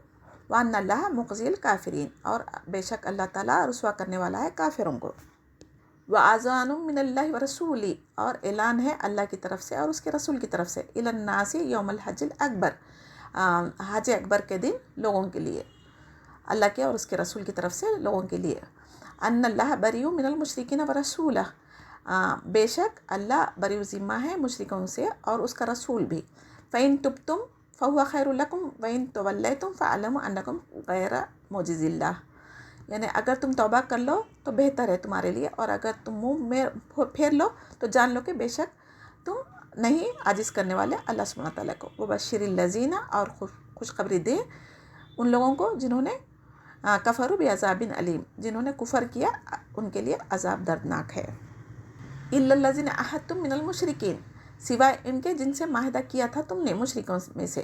ثُمَّ لَمْ، پھر نہیں، يَنْقُصُوكُمْ، انہوں نے کمی کی تم سے، شیئاً کسی چیز کی، وَلَمْ يُظَاهِرُوا عَلَيْكُمْ أَحَدًا، کچھ بھی، اور نہ ہی انہوں نے پست پناہی کی تمہارے خلاف کسی کی.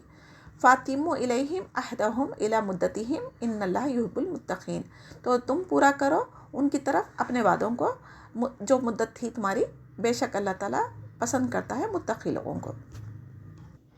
یعنی اللہ اور اس کے رسول کی طرف سے بیزاری کا اعلان ہے ان مشرکوں کے لیے جنہوں نے عہد کو توڑا تھا. فتح مکہ کے بعد 9 ہجری میں حضرت ابوبکر صدیق رضی اللہ تعالیٰ عنہ کی قیادت میں صحابہ کو حج کے لیے روانہ کیے تھے، اور حضرت علی رضی اللہ تعالیٰ عنہ کو کچھ صحابہ کے ساتھ قرآن کی آیت جس میں حج کے مطابق نئے احکامات آئے تھے اس کا اعلان کرنے کا حکم دیا گیا تھا. تو مینا میں 9 ذی الحجہ کو حضرت علی رضی اللہ تعالیٰ نے عام اعلان کر دیا، کوئی شخص بھی بیت اللہ کا ننگے طواف نہیں کریں گے، اور آئندہ سال سے کسی مشرک کو حج کرنے کی اجازت نہیں ہوگی. اور حج کے وقت اسی لیے اعلان کیا گیا کیونکہ تمام دنیا کے لوگ وہاں پر حج کے لیے جمع ہوتے نا، تو سب کو ان کے درمیان کیا معاہدہ ہوا، کیا اللہ تعالیٰ کی شریعت، کیا احکامات نازل ہوئے، وہ سب کو پتہ چلے، اسی لیے وہاں پر اعلان کیا گیا تھا. آیت نمبر 2 میں 4 قسم کے معاہدے مسلمان اور مشرکوں کے درمیان ہوئے تھے، اس کا ذکر کیا گیا. ایک نمبر 1 کیا تھا؟ معاہدہ بغیر مدت تعین کیے ہوئے تھا، ان کو 4 مہینوں کا وقت دیا گیا. اور دوسرا، جن کے پاس 4 ماہ سے کم مدت باقی تھی. اور تیسرا، جن کے پاس 4 ماہ سے زیادہ کی مہلت باقی تھی اور وہ معاہدہ توڑ رہے تھے. اور جن کے پاس معاہدے کی مدت 4 ماہ سے زیادہ ہے اور وہ معاہدہ نبھانے والے تھے. تو ان سب کو اللہ سبحانہ تعالیٰ نے 4 مہینوں کی مہلت دی، اس لیے دی تاکہ وہ مسلمانوں کے ساتھ رہ کر قرآن کی آیت پر غور و فکر کر کے اس مدت میں چاہے تو توبہ کر کے اسلام قبول کر لیں، اور مکہ میں رہنے کی اجازت ان کو ہو جائیں گی، ورنہ جزیرہ عرب سے باہر نکل جائیں، اور اللہ تعالیٰ انہیں کفر کی وجہ سے پھر رسوائی والا عذاب دے گا آخرت میں، اور انہیں حربی کافر شمار کریں گے، جس سے لڑنا مسلمانوں کے لیے ضروری ہوگا تاکہ عرب کفر و شرک سے پاک ہو جائے. اور اللہ اور اس کے رسول کی طرف سے لوگوں کو حج اکبر کے دن سے مراد یوم النحر ہے، یعنی ذی الحجہ 9 ہجری کو مینا میں اعلان برات سنا دیا گیا تھا. اللہ اور اس کا رسول مشرکوں سے بیزار ہے، اگر تم توبہ کر لو، ایمان لے آؤ تو تمہارے حق میں بہتر ہے، ورنہ اللہ کافروں کو عذاب علیم دینے کی خوشخبری دے رہا ہے. خوشخبری یہ تنزیہ طور پر کہا گیا ہے. اس آیت میں مشرکین کی چوتھی قسم کے بارے میں ہے جس کی مدت معاہدہ بھی باقی ہے اور انہوں نے اپنا معاہدہ توڑا بھی نہیں ہے. انہیں 4 ماہ رہنے کی اجازت دی گئی. جو مشرک تھے مگر سچے تھے، نیک تھے. اسلام کافروں کے ساتھ بھی عہد کو پورا کرنے کا حکم دے رہا ہے. اللہ محبت کرتا ہے تقوی والوں سے. فَإِذَا انْسَلَخَ الْأَشْهُرُ الْحُرُمُ فَاقْتُلُوا الْمُشْرِكِينَ. پھر جب گزر جائیں 4 مہینے حرمت والے تو قتل کرو مشرکوں کو. حَيْثُ وَجَدْتُمُوهُمْ وَخُذُوهُمْ. جہاں کہیں پاؤ انہیں. وَاحْصُرُوهُمْ وَاقْعُدُوا لَهُمْ كُلَّ مَرْصَدٍ. اور گھیرو انہیں اور بیٹھ جاؤ ان کے لیے ہر گھات میں. فَإِن تَابُوا وَأَقَامُوا الصَّلَاةَ وَآتُوا الزَّكَاةَ فَخَلُّوا سَبِيلَهُمْ إِنَّ اللَّهَ غَفُورٌ رَحِيمٌ. اور اگر وہ توبہ کر لیں اور نماز قائم کریں اور زکوٰۃ ادا کریں تو پھر چھوڑ دو اللہ کے راستے میں. بے شک اللہ تعالیٰ بخشنے والا رحم کرنے والا ہے.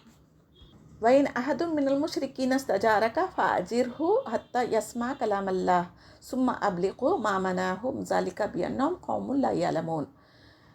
یعنی اور اگر ایک مشرکین میں سے پناہ مانگے آپ سے تو پناہ دے دیجئے اسے یہاں تک کہ وہ سن لے اللہ کا کلام، پھر پہنچا دیجئے اس کو اپنی امن کی جگہ، بوجہ اس کے کہ وہ لوگ نہیں علم رکھتے نا، تو ہمارا کام ہے ان کو علم اللہ کا پہنچانا. کیف یکون للمشرکین، کس طرح ہو سکتا ہے مشرکین کے لیے، عہد عند اللہ، کوئی عہد اللہ کے نزدیک، وعند رسولہ، اور اس کے رسول کے نزدیک، الا الذین عہدتم، سوائے ان لوگوں کے جن سے معاہدہ ہے تمہارا، عند المسجد الحرام، مسجد حرم کے پاس. فما استقاموا لکم فاستقیموا، تو جب تک وہ سیدھے رہیں تمہارے لیے پس تم بھی سیدھے رہو. لہم ان اللہ، فاستقیموا لہم یعنی پس سیدھے رہو ان کے لیے. ان اللہ یحب المتقین، بے شک اللہ تعالیٰ متقیوں کو پسند کرتا. وَإِنْ يَظْهَرُوا عَلَيْكُمْ لَا يَرْقُبُوا فِيكُمْ إِلَّا وَلَا ذِمَّةٌ يُرْضُونَكُمْ بِأَفْوَاهِهِمْ. کیسے ممکن ہے جب اگر وہ غلبہ پا جائیں تم پر، نہ وہ لحاظ کریں گے تمہارے معاملے میں کسی قرابت دار کا اور نہ ہی کسی معاہدے کا.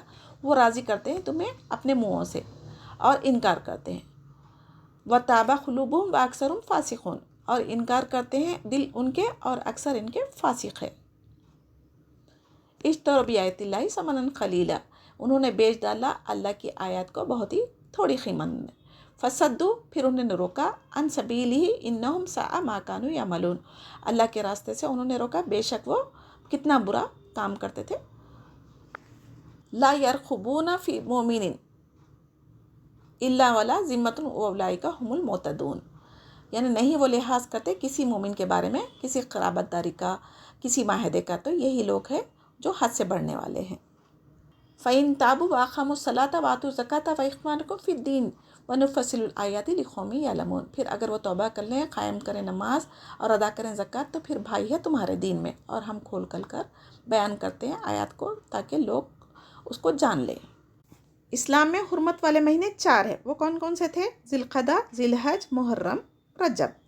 لیکن یہاں پر جو 4 مہینے کا ان کو ٹائم دیا گیا تھا وہ تھا 10 ذی الحجہ سے لے کر محرم، صفر، ربیع الاول، ربیع ثانی کی 10 تاریخ تک، جو اعلان برات کے بعد مشرکوں کو دیے گئے تھے مہلت کے طور پر.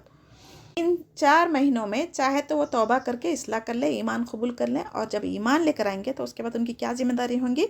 نماز اور زکوٰۃ ادا کرنا. اس کا بھی حکم یہیں ساتھ میں دیا گیا. اب اس آیت کو لے کے کفار کیا کرتے؟ مسلمانوں کو بدنام کرتے، لیکن اس آیت کے بعد کی آیتوں کو نہیں دیکھتے، اس کی پچھلی آیتوں کو نہیں دیکھتے، کیونکہ اللہ تعالیٰ کیا چاہ رہے ہیں؟ اگر کوئی کافر مسلمان ملکوں میں رہنا چاہ رہا تو وہاں جزیہ دے کر رہ سکتا ہے. ان کی حفاظت کی ذمہ داری بھی مسلمان حکمرانوں کی ہے. ایسا قانون کسی اور ملک میں، کسی قوم میں نہیں ہے. اللہ تعالیٰ کا مطالبہ کلمہ پڑھنے کے بعد کیا ہے؟ یہاں پر سب سے پہلے نماز ادا کرنا اور پھر زکوٰۃ پابندی کے ساتھ ادا کریں. آپ صلی اللہ علیہ وسلم نے فرمایا اسلام کی ایک ایک کڑیاں ٹوٹنے لگے گی اور لوگ اس کے نیچے کی کڑیاں پکڑتے جائیں گے، یعنی اسلامی احکامات کا اہتمام کرنے میں کمی کریں گے. یہاں پہلی کڑی ٹوٹنے کا مطلب کیا ہے؟ اللہ کا قانون توڑ کر کوئی اور قانون لانا چاہیں گے. اور دوسری کڑی ٹوٹنے کا مطلب کیا ہے؟ آخری کڑی وہ نماز ہے جس کو آج مسلمان چھوڑ رہے ہیں، جو زوال کا سبب بنتے جا رہا ہے. اللہ تعالیٰ غفور رحیم ہے. جو کوئی پچھلے گناہ ہم سے ہو گئے، غفلت میں زندگی گزارے، اسے سچے دل سے توبہ کر کے اپنی اصلاح کر لے. یعنی پھر سے یہاں پر آیت 6 میں کیا فرما رہے ہیں اللہ تعالیٰ؟ مسلمانوں کے ساتھ جو کافروں کا معاہدہ تھا نا، تو اس کی پابندی کرنے کی تاکید فرما رہے ہیں. اور جب مشرکین تم سے پناہ طلب کرے تو ان کو حفظ امان میں رکھیں تاکہ کوئی مسلمان انہیں قتل نہ کر دے، اور اس کو اللہ تعالیٰ کی آیت سننے اور سمجھنے کا موقع دیا جائے تاکہ ممکن ہے اس کو ہدایت مل جائے اور توبہ استغفار کر کے اسلام میں داخل ہو سکتا ہے. اگر اس کے باوجود بھی وہ اسلام نہیں لانا چاہتا تو اس پر کوئی زبردستی ہم نہیں کر سکتے، بلکہ اس کو اپنی حفاظت کے ساتھ، اپنی حفاظت میں وہ جہاں جانا چاہتا اس کو پہنچانے کا حکم ہے۔ یہ عام طور پر غیر مسلم جو کہتے ہیں نا، اس کے ٹوٹلی خلاف ہمارے احکامات ہے، لیکن ہمارے مسلمانوں کو قرآن کا علم نہیں ہونے سے ان کو ہم جواب نہیں دے سکتے۔ بے علم لوگ سے مراد کون ہے؟ دنیاوی علم کی ڈگریاں تو موجود ہیں ان لوگوں کے پاس، لیکن دین اسلام کا علم نہیں ہے۔ تو جب کافر ہم مسلمانوں پر یہ الزام لگاتے تو ہم اس کا جواب ہی نہیں دے سکتے۔ اگر ہم کو قرآن کا علم ہے تھا، ہم اس کو سمجھے ہوئے ہوتے یا حدیث جانے ہوتے تو ہم یقین کے ساتھ ان کے اس بات کا جواب دے سکتے تھے۔ اور آج کے مسلمانوں کا کیا حال ہے؟ صلح حدیبیہ کے بعد جو کافروں کا تھا نا، مسلمانوں کے اخلاق و کردار دیکھ کر بھی کئی مسلمان ہوئے گئے ہیں، مگر آج کے مسلمانوں کو دیکھ کر اسلام بدنام ہو رہا ہے۔ تو مسلمانوں کے اخلاق و کردار اس قدر یعنی برباد ہو چکے کہ اس کی وجہ سے ہمارا دین اسلام جو پاک ہے، ہر چیز کا احکام جو اللہ تعالیٰ کی شریعت میں اگر وہ ہم اگر عمل میں لائیں گے نا، دنیا میں امن قائم ہو سکتا، لیکن ہماری وجہ سے ہمارا اسلام بدنام ہو رہا ہے۔ اور نبیوں کو تو نا ساری امت کی فکر لگی رہتی تھی، لیکن آج ہم ماں باپ کو اپنی اولاد کی فکر نہیں ہے، اسی لیے تو ان کو دنیاوی تعلیم کے لیے لاکھوں خرچہ کر رہے ہیں، ڈگریاں دلا دے رہے ہیں، لیکن آخرت کی تعلیم سے ان کو محروم رکھ رہے ہیں۔ تو کس کی ذمہ داری ہے؟ یہ بچوں کا قصور نہیں ہے، بلکہ ماں باپ کا قصور ہے۔ یہود اور مشرکین دونوں کی عادت تھی کہ جو وعدہ کرتے، وعدہ خلافی کرتے اور جو معاہدے کرتے نا، اس کو توڑتے تھے۔ تو اب جب دوبارہ ابو سفیان آیا تھا نا نبی کریم صلی اللہ علیہ وسلم کے پاس، ام حبیبہ ان کی بیٹی تھی اور نبی کریم صلی اللہ علیہ وسلم کی زوجہ تھی، تو ان سے سفارش کروایا تھا کہ معاہدہ کو برقرار رکھے۔ تو نبی کریم صلی اللہ علیہ وسلم بولے کہ یہ بھروسے کے لائق نہیں ہے، جو برات کا اعلان اسی لیے کیا گیا تھا۔ اگین یہاں پر کیا کہا جا رہا ہے؟ ان کی کتابوں کے ذریعے انہیں علم تھا کہ آپ صلی اللہ علیہ وسلم سچے رسول ہے اور قرآن اللہ کا کلام ہے، مگر دنیا کی عزت، مال، دولت، شہرت جو ان کی تھی اس کو برقرار رکھنے کے لیے اپنی تورات زبور کے احکامات کو بدل دیے تھے۔ تو جس سے لوگوں کو ہدایت مل سکتی تھی وہ چیزیں جو انہوں نے چھپائی، تو جو نشانیاں ان کی کتابوں میں تھی اس کو چھپانے کے بعد بار بار اللہ تعالیٰ کے اور نبیوں کے ساتھ ان کے عہد ہونے کے بعد اس کو توڑنا اور نبیوں کو اذیت دینا ان کی عادت بن گئی تھی۔ تو اللہ تعالیٰ یہاں پر اپنی رحمت کا بھی اظہار کر رہے ہیں کہ اتنے گناہ کرنے کے بعد بھی اگر وہ توبہ کر کے نماز کی پابندی کر لیں گے، زکوٰۃ ادا کریں گے، تو وہ تمہارے دینی بھائی ہے۔ یعنی سب سے پہلی چیز کیا ہے؟ توحید، رسالت کے بعد اسلام کے سب سے اہم رکن نماز ہے، اس کے بعد زکوٰۃ۔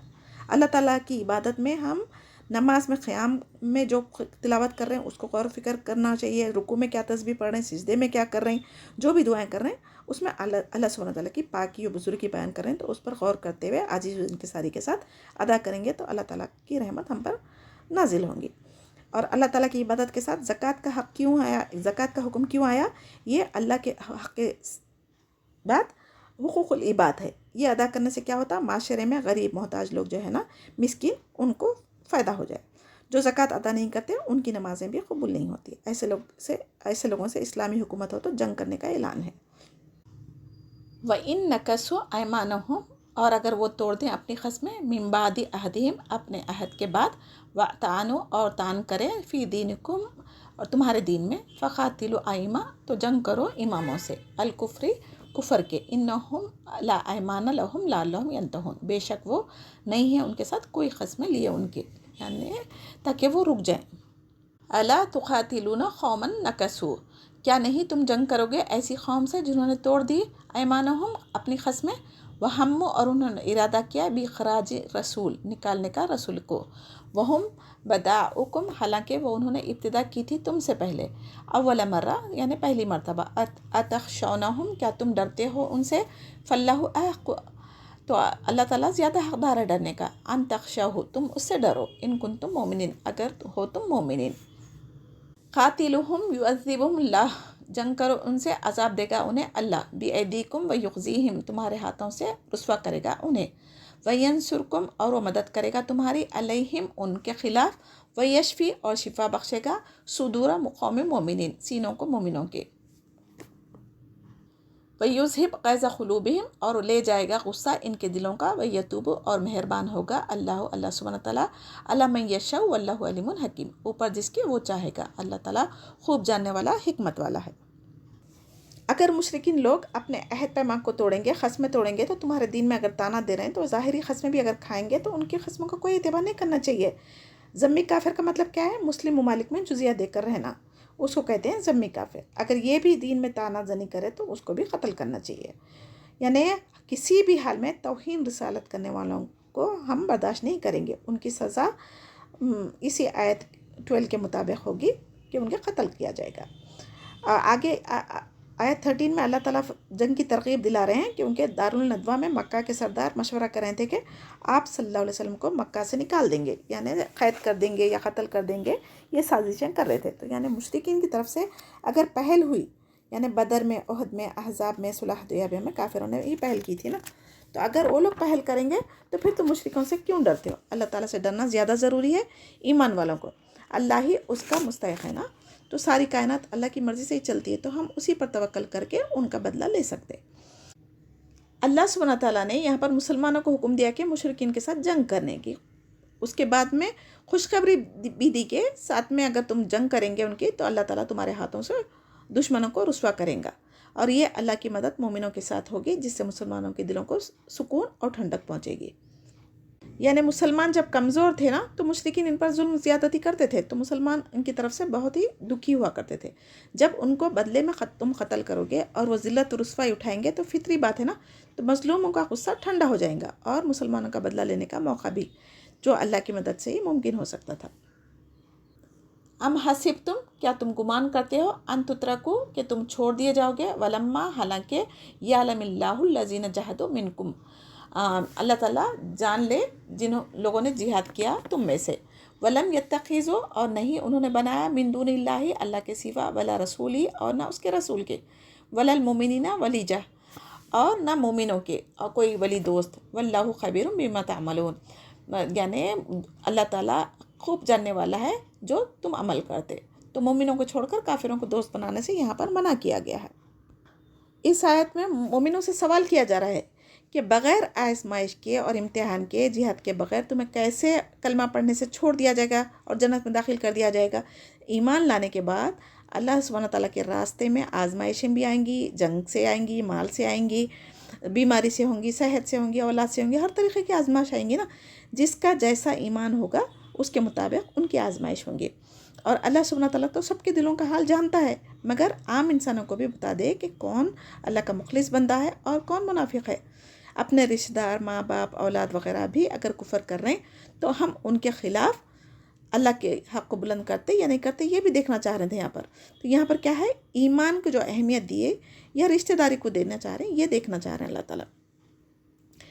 اور بعض مسلمان کہتے تھے انبیاءوں پر جب سخت آزمائش آتی تو ان کو برداشت سے باہر جب ہو جاتی تو کہتے تھے، سوال کرتے تھے کہ اللہ تعالیٰ کی مدد کب آئیں گی؟ تو جس کے جواب میں یہ آیت نازل ہوئی تھی. یعنی جہاد کرنا، ہجرت کرنا، زکوٰۃ ادا کرنا، حج کرنا، ان میں جان مال دونوں لگتے ہیں نا، تو ان سب چیزوں سے ایمان والوں کو آزمایا جائے گا. ما کان للمشرکین ان یعمروا مساجد اللہ شاہدین، نہیں ہے مشرکین کے لیے وہ آباد کریں مسجدیں اللہ کی شہادت دینے والے، علی انفسہم بالکفر، اپنے نفسوں پر کفر کی، اولئک حبطت اعمالہم وفی النار ھم فیہا خالدون، یہی لوگ ہیں جن کے اعمال ضائع ہو گئے اور یہ ہمیشہ ہمیشہ کی آگ میں رہنے والے ہیں. انما یعمر مساجد اللہ من آمن باللہ والیوم الآخر، بے شک آباد کرتے ہیں مسجدیں اللہ کی جو ایمان والے ہیں، اللہ پر، آخری دن پر ایمان رکھتے ہیں. واقاموا الصلاۃ وآتوا الزکاۃ ولم یخش الا اللہ، اور جو قائم کرتے نماز، ادا کرتے زکوٰۃ، وہ اللہ سے ڈرتے ہوئے رہتے نا، تو سوائے اللہ تعالیٰ کے، فعسیٰ اولئک ان یکونوا من المہتدین، تو امید ہے کہ یہی لوگ ہدایت پانے والے ہیں. مساجد اللہ سے مراد یہاں پر حرم شریف ہے، اور تمام مسجد بھی اس میں مراد ہو سکتی. اللہ تعالیٰ کا گھر ہے جس کی تعمیر کرنا صرف ایمان والوں کا کام ہے، نہ کہ کافر مشرکوں کا جو خود بتوں کو پوجتے. اور کیسے ایک اللہ کی مسجدوں کی ذمہ داری یہ لوگ لے سکتے بتائیے؟ مسجد آباد کرنے سے مراد صرف 5 وقت کی نماز ادا کرنا نہیں ہے، بلکہ وہاں پر قرآن و حدیث کی تعلیم تدریس ہونا چاہیے، اللہ کا ذکر ہونا چاہیے، لوگوں کو ہدایت کا مرکز بنانا چاہیے. جیسے مسجد نبوی میں اصحاب صفہ تھا نا، تو جہاں پر دین کی تعلیم حاصل کرنے کے لیے وہاں پر صحابہ جمع ہوتے تھے، تو اسی طریقے سے مسجدوں میں ہمیں بھی انتظام کرنا چاہیے تاکہ بچوں کو دین کی تعلیم دے سکے. جس کا عقیدہ صحیح ہو وہی اللہ تعالیٰ کے گھر کی ذمہ داری اٹھانے پر ان کو اجر ملے گا. جو شرک و بدعتیں کرتے، چاہے وہ مسجدوں کی تعمیر کر لے یا اس کی خدمت کر لے، ان کے اعمال بیکار ہے، یعنی غارت ہو جائیں گے، اور ہمیشہ ہمیشہ کے لیے بدعتیں نکالنے والا جہنم میں جائے گا. یعنی دیکھنے والوں کے لیے تو ان کے اعمال بظاہر نیک لگتے نا، مثلاً طواف کرنا، عمرہ کرنا، حاجیوں کی خدمت کرنا، ان کو پانی پلانا وغیرہ. مگر ایمان کے بغیر اعمال ایسے ہے جیسے کہ کاغذ کے پھول جس میں خوشبو نہیں ہے. پھول تو ہے لیکن خوشبو نہیں ہے. اور مسجد الحرام کے متولی بننے کے کون لائق ہے؟ آیت 18 میں بتا رہے ہیں اللہ تعالیٰ. سب سے نمبر 1 کیا ہے؟ جو اللہ تعالیٰ پر ایمان رکھنے والے ہو، پھر آخرت پر ایمان رکھنے والے ہو، جو 5 وقت کی نماز پابندی کے ساتھ ادا کرتے ہو، پھر زکوٰۃ ادا کرتے، صرف اللہ تعالیٰ سے ڈرتے. تو اس آیت میں اللہ اور قیامت کے دن پر ایمان رکھنے کے بعد جن اعمال کی اہمیت بتائی گئی ہے، سب سے پہلے وہ نماز ہے، اس کے بعد زکوٰۃ ہے، اور تقویٰ کی اہمیت واضح ہو رہی ہے. مسجدیں اللہ تعالیٰ کا گھر ہے، اس کا حق ادا کرنا ضروری ہے. اس کا حق کیا ہے؟ اس کو صاف ستھرا رکھنا ہر مسلمان کی ذمہ داری بنتی. اور پھر مسجدوں میں جو رکوع سجدہ کرنے والے ہیں ان کے لیے آسانی پیدا کرنا. مسجدیں بنانا آسان ہو گیا آج کے زمانے میں، لیکن اس کو آباد کرنا مشکل ہے نا. تو اللہ تعالیٰ فرماتے ہیں مجھے میری عزت و جلال کی قسم کہ میں زمین والوں کو عذاب کرنا چاہتا ہوں، لیکن اپنے گھر کے آباد کرنے والوں کو اور آپس میں اللہ تعالیٰ سے محبت رکھنے والوں کو، اللہ تعالیٰ کی خاطر جو ایک دوسرے سے محبت رکھتے ان کی وجہ سے، اور تہجد کے وقت جو لوگ توبہ استغفار کرتے ان پر جب نظریں ڈالتا ہوں تو میں اپنا عذاب ہٹا لیتا ہوں. تو اللہ سبحانہ تعالیٰ کے کتنے انعامات ہم پر ہے، ہم جیسے گناہ گاروں پر، بتائیے. تو قیامت کے دن جن لوگوں کا عرش کا سایہ نصیب ہوگا وہ 7 قسم کے لوگ ہیں، جن میں سے ایک وہ بھی ہے جس کا دل مسجد میں اٹکا رہتا. مسجد میں اٹکا رہنے کا مطلب ایک نماز ہونے کے بعد دوسری نماز کی فکر ہوتی ہے اس کو، اور نماز ہونے کے بعد میں بھی نوافل پڑھے جاتے، وہاں پر ذکر اذکار کرتے، تو قرآن کا درس تعلیم حاصل کرتے، تو ان کا دل مسجدوں میں اٹکا رہنا یہ بات ہے. اور حدیث مبارکہ ہے جو مسلمان صبح اور شام کو مسجد میں جاتا ہے اس کے لیے جنت کی مہمانی تیار کی جاتی ہے، اور جو خالص اللہ تعالیٰ کی رضا کے لیے مسجد بنائی اس کے لیے اللہ جنت میں گھر بنائیں گے. اور مسجدوں میں کاروبار، گمشدہ چیزوں کا اعلان، کھیل کود، کھانے پینے کی جگہ نہیں بنانا چاہیے. یہ آج کے زمانے میں عام ہو گیا مسجدوں میں اعلان کرنا گمشدہ چیزوں کا وغیرہ. تو شیطان اکیلے انسان کو پکڑتا ہے. تو ہم جیسے ہی اکیلی بھیڑیا ایک اکیلی بکری کو شکار کرتا نا، اسی طریقے سے شیطان بھی ہم انسانوں کی طاق میں رہتا. اگر ہم مسلمانوں میں اتفاق کرتے ہوئے اجتماعی طور پر جمع ہوتے رہیں اور اللہ کا ذکر تسبیح کرتے رہیں گے، تو ہماری طاقت و قوت کی وجہ سے ہم پر نہ شیطان حاوی ہوگا نہ غیر قوم حاوی ہو سکتی.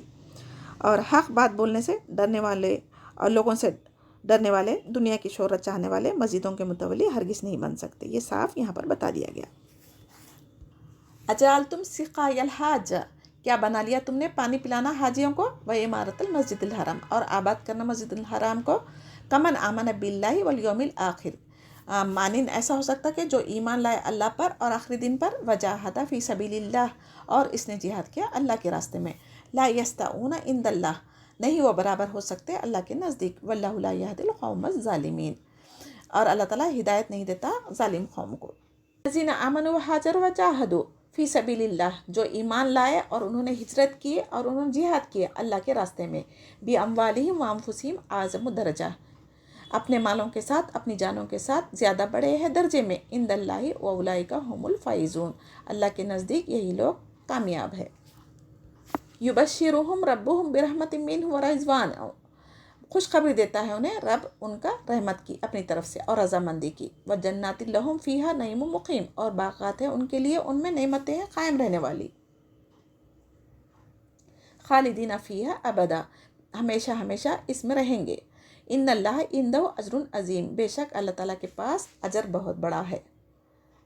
یا ایھا الذین آمنوا لا تتخذوا آباءکم واخوانکم اولیاء، اے لوگو جو ایمان لائے ہو نہ تم بناؤ اپنے آبا و اجداد کو، اپنے بھائیوں کو دوست. ان استحبوا الکفر علی الایمان، اگر وہ ترجیح دیں کفر کو ایمان پر. ومن یتولہم منکم فاولئک هم الظالمون، اور جو کوئی دوست رکھے گا انہیں تم میں سے تو یہی لوگ ہیں جو ظالم ہیں. آیت 20 سے 22 تک اللہ سبحانہ تعالیٰ نے اہل ایمان والوں کی فضیلت بیان کر رہے ہیں. اس میں سب سے مین چیز لوگوں کی کون سی تھی؟ ہجرت کیے تھے اللہ کی راہ میں، اپنی جان مال سے جہاد کیے تھے. اللہ کے نزدیک ان کے درجے سب سے زیادہ بلند ہے، اور اللہ کی رحمت رضامندی ان کو اس حال میں ملی کہ جنت کی خوشخبری ان کو دی جا رہی ہے جس میں وہ ہمیشہ رہیں گے. یہ اصل کامیابی مومنوں کی ہونی چاہیے. اصل مقصد بھی ہماری زندگی کا آخرت بنانا چاہیے. تو اللہ کے راستے میں دین کا علم سیکھنے یا دین کی خدمت کے لیے صبح شام نکلنے والے کے لیے دنیا آخرت میں تمام چیزوں جو کچھ ہے نا ان سب سے بہتر ہے. آج ہم کیا کر رہے ہیں؟ دنیا کی تعلیم اور اچھی جاب کو اصل کامیابی سمجھ رہے ہیں. صرف دین کے لیے صدقہ خیرات دے دینا کافی نہیں ہے، ہمیں جسمانی محنت بھی کرنا ضروری ہے. یعنی اس میں نیند کی قربانی دینا پڑتا، وقت لگانا پڑتا، دعویٰ کا کام کرنا پڑتا، اپنی طاقت کے مطابق اپنا مال، وقت، جان سب کچھ کھپانا پڑتا. اور اگر ہم قرآن سیکھ رہے ہیں، اگر اس میں بھی گھر والوں کی مخالفت ہو رہی، شوہر، بچے، جاب، یہ ان سب کے باوجود بھی اگر ہم اپنی آخرت کے لیے دین سیکھنے وقت نکال رہے ہیں، تو یہ بھی ہمارا سب سے بڑا نفس جہاد ہے اللہ کے راستے میں. تو گناہ چھوڑ کر نیکی کی طرف آنا بھی ہجرت ہے. تو آج کل کے زمانے میں ہجرت ہم کس لیے کر رہے ہیں؟ دنیا کمانے کے لیے، ڈگریاں کمانے کے لیے. لیکن ایمان بچانے کے لیے کوئی ہجرت نہیں کر رہا نا آج کل. تو حدیث میں ہے، جب جنتی لوگ جنت میں داخل ہو جائیں گے، اللہ تعالیٰ فرمائیں گے اے جنتیوں کیا تم راضی ہو؟ وہ کہیں گے کیوں نہیں.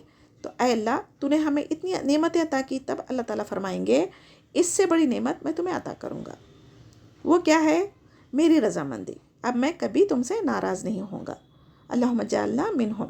اللہ ہمیں بھی ایسے لوگوں میں شامل فرما جو زندگی میں اللہ کی ناراضگی سے ڈرتے رہے. ان کو اللہ کی ابدی رضامندی مل جائے گی. تو اس سے بڑی کامیابی اور کیا چاہیے ہمیں؟ دنیا کا سامان خریدنے پر کچھ سال کی گارنٹی مل جائے تو ہم بڑے بے فکر ہو جاتے نا، گارنٹی ہے. مگر آخرت کی گارنٹی ہمارے لیے پکی ہے. اللہ تعالیٰ قرآن میں جگہ جگہ بتا رہے ہیں. تو کیا ہم ایسے نیک عمل کر کے اپنی آخرت کی گارنٹی پکی کر رہے ہیں؟ اور کریے، اس رمضان میں کوشش کریے کہ ہم اللہ کو راضی کریں. اللہ تعالیٰ کے پاس ہر نیکی کا اجر بہت بڑا کر دینے والا ہے. اس کے خزانوں میں کوئی کمی آنے والی نہیں ہے. وہ ہر حال میں بندوں کے ساتھ رحم کرنا چاہتا. ہم ہی ہیں جو کوتاہی کرتے، اسے مانگتے نہیں. اور پھر ایمان والوں کو یہاں پر کہا جا رہا اپنے باپ کو، اپنے بھائیوں کو دوست نہ بناؤ اگر وہ کفر کی حالت میں ہے. اگر تم ان سے رشتہ داری رکھو گے تو دلی دوست بن جائیں گے تو گناہ گار ہوں گے نا. ان کی طرف کھینچیں گے پھر ایک نہ ایک دن. ساتھ میں اٹھنے بیٹھنے سے جس کے ساتھ میں بیٹھتے نا اس کا اثر ضرور ہوتا. تو اس آیت میں ہمارے لیے بھی کیا سبق ہے؟ مومنوں کے لیے سب سے پہلے اللہ اور رسول کی محبت اہم ہونا چاہیے. اس کے بعد خونی رشتوں کی اہمیت ایمان سے زیادہ کبھی بھی نہیں ہو سکتی. یہ خونی رشتے، ٹھیک ہے. آج مسلمان لڑکے لڑکیاں ہندوؤں سے شادیاں کر رہے ہیں، نعوذ باللہ. یہ کس وجہ سے ہے؟ کیونکہ ہمارے اولادوں کو ہم دین کی تعلیم نہیں دے رہے، ان کو حق باطل کے بارے میں فرق نہیں بتا رہے. دنیا تو عارضی ہے، آخرت میں ہمیشہ رہنے کی جگہ ہے. تو اس کا خوف نہیں ڈال رہے ان کو. اگر ان کا ایمان ہوتا، قیامت کے دن پر اللہ کا حساب کتاب ہوگا، جزا سزا دی جائیں گی، جنت دوزخ ان کو پتہ ہوتی، تو پھر ایسا اپنا ایمان داؤ پہ نہیں لگاتے تھے.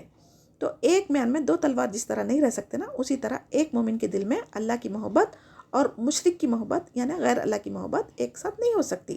تو ایسے لوگوں سے ہم رشتہ نہیں رکھ سکتے. قل ان کان آباؤکم و ابناؤکم و اخوانکم و ازواجکم و عشیرتکم و اموال. کہہ دیجئے کہ اگر آبا و اجداد تمہارے اور بیٹے، بھائی، بیویاں تمہاری، خاندان تمہارے اور مال، ترفتموها و تجارت تخشون کسادها و مساکین ترضونها احب الیکم من اللہ و رسولہ و جاہدوا فی سبیلہ فتربصوا حتی یأتی اللہ بامرہ واللہ لا یہدی القوم الفاسقین. اس میں قریب ترین رشتہ دار جس کے ساتھ زندگی دن رات گزارتے، جیسے کہ باپ، بیٹے، بھائی، بیویاں، خاندان والے، قبیلے والے، مال دولت، تجارت، گھر جس میں تم رہتے ہو نا، یہ سب ضرورت کی چیزیں ہیں. مگر ان کی محبت اللہ اور رسول کی محبت سے زیادہ اگر ہو گئی تو پھر اللہ کی راہ میں جہاد سے روکتی ہے یہ. تو یہ بات اللہ سبحانہ تعالیٰ کو سخت ناپسند ہے کہ اللہ کو ناراضگی کا سبب نہ بنے. فسق سے مراد یہاں پر کیا ہے؟ نافرمانی، جس کی وجہ سے انسان اللہ کی ہدایت سے محروم ہو جاتا ہے. حدیث مبارکہ ہے، ایک مرتبہ حضرت عمر رضی اللہ تعالیٰ نے فرمایا مجھے اپنے نفس کے بعد سب سے زیادہ محبوب چیز آپ صلی اللہ علیہ وسلم ہے. تو آپ صلی اللہ علیہ وسلم نے فرمایا جب تک میں کسی کے نفس سے بھی زیادہ محبوب نہ ہو جاؤں وہ مومن نہیں ہو سکتا. تو فوراً حضرت عمر رضی اللہ تعالیٰ نے اللہ کی قسم کھا کر فرمایا اب آپ مجھے اپنے نفس سے بھی زیادہ محبوب ہے. تو پھر نبی کریم صلی اللہ علیہ وسلم نے فرمایا عمر اب تم مومن ہو. فتح مکہ رمضان المبارک 8 ہجری میں ہوا تھا. اس کے 18 یا 19 دن بعد شوال میں یہ واقعہ پیش آیا تھا. تو سورہ توبہ آیت 1 to 6 تک جو مضمون بیان کیا گیا تھا وہ پھر وہی آیت 25 سے اس کا کنٹینیوشن ہے. یعنی بہت ساری جنگوں میں مثلاً بدر، احد، احزاب، خیبر میں مسلمانوں کو فتح دی گئی تھی. حنین سے مراد کیا ہے؟ مکہ اور طائف کے درمیان ایک وادی ہے. لقد نصرکم اللہ فی مواطن کثیرہ. البتہ تحقیق مدد کی تمہاری اللہ نے جگہوں میں بہت سی. وہ یوم حنین اور حنین کے دن، اس جب عجبتکم بھلی لگی تمہیں کثرت تمہاری، فلم تغنی بس نہ تم نے فائدہ دیا تمہیں انکم تمہیں اشیئن کسی چیز کا، وضاقت علیکم الارض بما رحبت اور تنگ ہوگی تم پر زمین باوجود اس کے جو کشادہ تھی، ثم ولیتم مدبرین، ثم انزل اللہ سکینتہ علی رسولی وعلی المومنین، پھر اتاری اللہ نے سکینت اپنے رسول پر اور مومنوں پر، وانزل جنودا لم تروہا، اور اس نے اتارا ایسے لشکر جسے تم نے نہیں دیکھا، وعذب الذین کفروا، اور اس نے عذاب دیا ان کو جنہوں نے کفر کیا، وذالک جزاء الکافرین، اور یہی بدلہ ہے کافروں کا، ثم یتوب اللہ من بعد ذالک، پھر مہربان ہوگا اللہ تعالیٰ اس کے بعد، علی من یشاء واللہ غفور رحیم، جس پر وہ چاہے گا اور اللہ بہت بخشنے والا نہایت رحم کرنے والا ہے۔ جب مکہ فتح ہوا تو یہ لوگوں کو ڈر تھا کہ کہیں مسلمان ہم پر بھی حملہ نہ کرے، تو وہ لوگ چاہ رہے تھے کہ وہ تیاری کر کے نبی کریم صلی اللہ علیہ وسلم کو اور ان کے لشکر کو حملہ کر کے ختم کر دے۔ تو آپ صلی اللہ علیہ وسلم کو جب پتہ چلا تو انہوں نے بھی کیا کیا، 12,000 کا لشکر لے کر نکلے تھے۔ حنین والے اپنے تیر انداز کو چھپا دیے تھے، تو مسلمانوں نے کیا کیا، اپنی تعداد پر فخر اور خوش فہمی میں مبتلا ہو گئے اور ان کو اپنی کثرت پر اعتماد ہو گیا، تو اللہ کی مدد پر توکل نہیں کرے جو اللہ تعالیٰ کو ناپسند ہوئی۔ اور جب مسلمان مال غنیمت لوٹنے میں لگ گئے تو اچانک جو تیر انداز چھپے ہوئے تھے نا، وہ اچانک مسلمانوں پر حملہ کرنا شروع کر دیے۔ تو 12,000 کے لشکر سے صرف 100 آپ صلی اللہ علیہ وسلم کے پاس رہ گئے تھے۔ تو آپ صلی اللہ علیہ وسلم نے آواز دی، اشعار پڑھے، پھر عباس رضی اللہ تعالیٰ نے آپ کے حکم پر آواز لگائی، تو یہاں پر بیت الرضوان والوں کو، تو پھر مسلمان واپس آ کر جنگ میں شامل ہو گئے۔ تو یہاں پر جو تکلیف ان کو پہنچی تھی نا، وہ اس کا ذکر کر رہے ہیں۔ پھر اللہ تعالیٰ اس کے بعد مومنوں پر سکینت نازل فرمائی، یعنی فرشتے نازل فرمائے، کافروں کا ڈر ان کے دلوں سے نکل گیا۔ اور اس آیت میں ہمارے لیے کیا سبق ہے؟ کثرت پر، وسائل پر کبھی بھی بھروسہ نہیں کرنا چاہیے، فخر سے بچنا چاہیے، اللہ پر بھروسہ رکھنا چاہیے، توکل کرنے کے بعد اللہ کی مدد ضرور آتی، راستے بھی اللہ بناتے جس کو ہم سوچ بھی نہیں سکتے۔ اور کشادگی کے باوجود کبھی کیسا ہوتا، اللہ تعالیٰ کی نافرمانی کرنے سے زمین ہم پر تنگ ہو جاتی، بھگدڑ مچ گئی تھی نا، تو لوگوں کو ایک دوسرے کے لیے مشکل ہو گیا تھا۔ آیت 26 میں اللہ سبحانہ تعالیٰ نے پھر اپنے نبی صلی اللہ علیہ وسلم پر اور مومنوں پر سکینت نازل فرمائی۔ یہ کیوں؟ جب نبی کریم صلی اللہ علیہ وسلم ان کو آواز دینے لگے اور حضرت عباس رضی اللہ تعالیٰ نے بھی آواز دیے، تو پھر مسلمان واپس آ کے لڑنے لگے تھے۔ اللہ تعالیٰ نے فرشتوں کے لشکر بھی بھیجے تھے جو کافروں سے جنگ کر رہے تھے۔ تو عام انسان تو انہیں نہیں دیکھ سک رہے تھے، مگر جس کو اللہ تعالیٰ دکھانا چاہے وہی دیکھ سکتا تھا۔ تو جنگ کے بعد مشرکوں نے بیان کیا تھا کہ ہم میں سے ہر ایک کے منہ پر اور آنکھوں پر مٹھی پڑی تھی۔ تو آپ صلی اللہ علیہ وسلم نے ایک مٹھی بھر مٹھی لی تھی اور اللہ کے حکم سے پھینکی تھی، جو کافروں کے آنکھ اور منہ میں جا کر پڑی تھی۔ تو اس جنگ میں آپ صلی اللہ علیہ وسلم خچر پر سوار تھے، سارے مسلمان بھاگ رہے تھے۔ اگر آپ آگے بڑھ رہے تھے مشرکوں کی طرف، تو یہ اللہ تعالیٰ پر توکل کر کے بڑھ رہے تھے۔ صرف 80 مہاجر انصار آپ کے ساتھ تھے۔ تو مسلمانوں کو واپس جنگ کے لیے آپ صلی اللہ علیہ وسلم خود ندا لگائی۔ اس کے بعد جب انہوں نے آ کے جنگ لڑنے لگے تو 6,000 کافر قیدی بنائے گئے تھے، بہت سے سردار بھی مسلمان ہو گئے تھے اس میں۔ اور مسلمانوں یعنی بعد میں آپ صلی اللہ علیہ وسلم کے حکم پر انہیں چھوڑ دیا گیا تھا۔ ان 3 آیت میں جنگ حنین کا واقعہ مختصراً بیان کیا گیا۔ پھر اللہ سبحانہ تعالیٰ کی جو رحمت ان کو نازل ہوئی نا، اللہ تعالیٰ نے ان کو توبہ کی توفیق دی اور جسے چاہے سزا دی۔ حضرت جبیر بن مطعم فرماتے ہیں کہ اس غزوے میں آپ صلی اللہ علیہ وسلم کے ساتھ وہ بھی تھے اور دیکھتے تھے کہ کوئی چیز آسمان سے چونٹیوں کی طرح اتر رہی تھی، اور ہمیں یقین تھا کہ یہ آسمانی مدد آ رہی ہے مسلمانوں کے لیے۔ اس جنگ میں مال غنیمت اور قیدی بنائے گئے تھے جو تقسیم بھی ہو چکے تھے۔ مشرکین نے اس کو واپس لینے آئے تو آپ صلی اللہ علیہ وسلم نے فرمایا مال غنیمت لے کر جاؤ یا اپنی قیدی۔ ان لوگوں نے قیدی لینے تیار ہو گئے، جس میں ان کی بیوی بچے وغیرہ تھے۔ پھر آپ کے حکم پر صحابہ غلاموں کو واپس دے دیا۔ اللہ تعالیٰ جسے چاہے توبہ کی توفیق دے کر مسلمان بنا سکتا ہے، تو جسے چاہے چھوڑ سکتا ہے۔ تو ہم اللہ تعالیٰ سے دعا کرنا چاہیے کہ ہمارا ایمان آخری سانس تک سلامت رہے۔ یا ایھا الذین آمنوا انما المشرکون نجس، اے لوگو جو ایمان لائے ہو، بے شک مشرکین ناپاک ہے۔ فلا یقربوا المسجد الحرام بعد عامہم ھذا وإن خفتم عیلۃ فسوف یغنیکم اللہ من فضلہ ان شاء ان اللہ علیم حکیم۔ اس سال کے بعد مشرکین مسجد حرم کے قریب بھی نہ آئیں، اور اگر خوف ہو تمہیں مفلسی کا تو عنقریب اللہ تعالیٰ تمہیں غنی کر دے گا اپنے فضل سے۔ ان اللہ علیم حکیم، بے شک اللہ تعالیٰ خوب جاننے والا اور حکمت والا ہے۔ قاتل الذین لا یؤمنون باللہ ولا بالیوم الآخر، جنگ کرو ان سے جو نہیں ایمان رکھتے اللہ پر آخرت کے دن پر، ولا یحرمون ما حرم اللہ ورسولہ، اور انہیں وہ حرام سمجھتے ہیں جو حرام کیا اللہ نے اور اس کے رسول نے، ولا یدینون دین الحق من الذین اوتوا الکتاب حتی یؤتوا الجزیہ عن ید وہم صاغرون، اور وہ دین حق پر اگر ایمان نہیں لانا چاہ رہے ہیں تو پھر وہ جزیہ دے کے رہ سکتے، اس حال میں کہ وہ ذلیل ہوں گے، یعنی کسی کے انڈر رہنا تو ذلت رسوائی ہے نا، وہ اپنی مرضی سے کچھ نہیں کر سکتے۔ وقالت الیہود عزیر ابن اللہ وقالت النصارى مسیح ابن اللہ، اور یہود کہا کہ عزیر بیٹے ہیں اللہ کے، اور نصارہ مسیح علیہ السلام کو بیٹے اللہ کے قرار دیتے تھے۔ ذالک قولہم بافواہہم، یہ بات ان کے منہوں سے نکالتے تھے۔ یظاہرون قول الذین کفروا من قبل قتلہم اللہ ان یؤفکون، یعنی ان کے منہوں سے جو بات نکالتے تھے نا، ان کے کفر کی وجہ سے اس سے پہلے بھی بہت سارے لوگ ہلاک ہو گئے، اور پھر بھی یہ لوگ ہدایت نہیں پا رہے، تو یہ کہاں پھیرے جا رہے ہیں؟ اللہ تعالیٰ سوال کر رہے ہیں ان سے۔ اتخذوا احبارہم، انہوں نے بنا لیا اپنے علماء کو، ورہبانہم، اپنے راہبوں کو، اربابا، رب، من دون اللہ، اللہ کے سوا، والمسیح ابن مریم، مسیح ابن مریم کو، وما، حالانکہ نہیں، امروا، وہ حکم دیے گئے، الا لیعبدوا، مگر یہ کہ عبادت کریں، الہ واحدہ، ایک اللہ کی، لا الہ الا ہوا سبحانہ عما یشرکون، اللہ سبحانہ تعالیٰ کے سوا کوئی اور الہ نہیں ہے، اللہ تعالیٰ شرک سے پاک ہے۔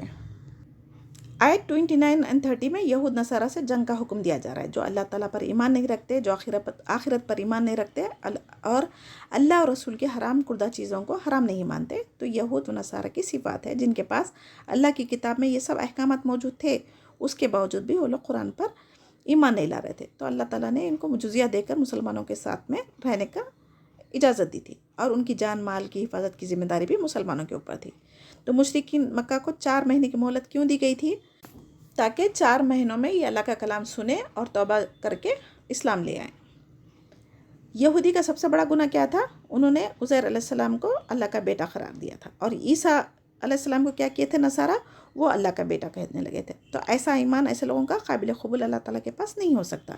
آج کئی مسلمان بھی آخرت پر ایمان نہیں رکھتے، مثلاً کہتے کہ جنت جہنم کچھ بھی نہیں ہے، جو اچھے کام کریں گے ان کی زندگی خوشحال رہے گی، اور ان کی جنت یہی دنیا ہے، اور جس کی زندگی مشکلات میں گزر رہی ہے وہی ان کی جہنم ہے، نعوذ باللہ۔ جس کو اللہ اور رسول نے حرام قرار دیا ہے، اس کے علاوہ بھی وہ اپنے پیر و مرشد کی باتوں کو جو حرام حلال سمجھاتے، وہ جس سے منع کیے اس کو حرام سمجھتے، جس کو اللہ نے حرام کیا اس کو حرام نہیں سمجھتے، تو یہی ان کی عبادت ہے اور شرک بھی ہے۔ تو اس آیت میں واضح کر دیا گیا ہے کہ انسان جب اس طرح ایمان نہ رکھے جس طرح اللہ تعالیٰ نے اپنے پیغمبروں کے ذریعے سے بتلایا ہے قرآن اور حدیث میں، تو دونوں کی اہمیت یہاں پر بتائی جا رہی ہے۔ یعنی کوئی رسول اپنی مرضی سے کوئی حدیث نہیں بتاتے تھے، جو کچھ اللہ کا حکم ہوتا وہی بیان کرتے تھے۔ یعنی اس میں اب دین کی دعوت دینے والوں کے لیے ترغیب دی جا رہی کہ جو کچھ اللہ کا حکم قرآن و حدیث میں ملتا، ہم اسی کے مطابق لوگوں کو تعلیم دیں۔ بعض علماء کیا کر رہے ہیں؟ لوگوں میں اٹریکشن ہونے کے لیے، کچھ نئی بات بتانے کے لیے کچھ ایسے چیزیں شامل کر دے رہے ہیں تاکہ لوگ ان کے پاس اٹریکٹ ہو کے آئیں۔ تو ایمان ہماری مرضی کا نام نہیں ہے، اللہ کا جو حکم ہے وہی ہمیں بتانا چاہیے، شعور کے ساتھ قرآن و حدیث کو سمجھ کر جو ایمان لاتا ہے نا، وہی اصل ایمان والا ہے۔ اس کو ہمیشہ مضبوط کرتے رہنا پڑتا، اس کو بار بار پڑھتے رہنا پڑتا، کہ ایک بار ایمان کا لیول بڑھ بھی سکتا ہے، ایک بار کم بھی ہو سکتا، تو ہمارے دل کو ہم ایمان پر ثابت قدم رکھنا ہے۔ تو یا مقلب القلوب ثبت قلبی علی دینک کی دعائیں کرنا، اللہ سے مدد مانگتے رہنا چاہیے۔ جو اللہ کے ساتھ شریک ٹھہراتے نا، ان پر اللہ کے مار دنیا میں بھی ہوں گی اور آخرت کا بھی عذاب ہوگا۔ یہود و نصارہ اپنے اللہ تعالیٰ کو چھوڑ کر کیا کرے تھے؟ اپنے عالموں درویشوں کو رب بنا لیا تھا، اور وہ جو چیز کو حلال کہتے تھے اس کو حلال سمجھتے تھے، جس کو حرام کر دیے وہ اپنے آپ پر حرام کر لیتے تھے۔ تو اللہ ہی کی عبادت کا حکم ہر مذہب میں ہر نبی نے دیا تھا۔ اللہ پاک ہے، اس کے سوا کوئی معبود یا شریک نہیں ہے، اللہ تعالیٰ پاک ہے ان تمام شریکوں سے۔ تو حضرت عدی بن حاتم رضی اللہ تعالیٰ نے جب ایمان لا چکے تھے تو یہ آیت سن کر آپ صلی اللہ علیہ وسلم سے عرض کیا کہ یہود و نصارہ تو اپنے علماء کی کبھی عبادت نہیں کی تھی، تو پھر آیت یہ کیوں نازل ہوئی؟ تو آپ صلی اللہ علیہ وسلم نے فرمایا یہ ٹھیک ہے کہ انہوں نے علماء کو عبادت نہیں کی، لیکن یہ بات تو ہے نا کہ ان کے علماء جس کو حلال قرار دیے اس کو انہوں نے حلال سمجھا، جس کو حرام قرار دیا اس کو حرام سمجھا، تو یہی ان کی عبادت ہوئی، کیونکہ حلال اور حرام قرار دینے کا اختیار صرف اور صرف اللہ سبحانہ وتعالیٰ ہی کو ہے۔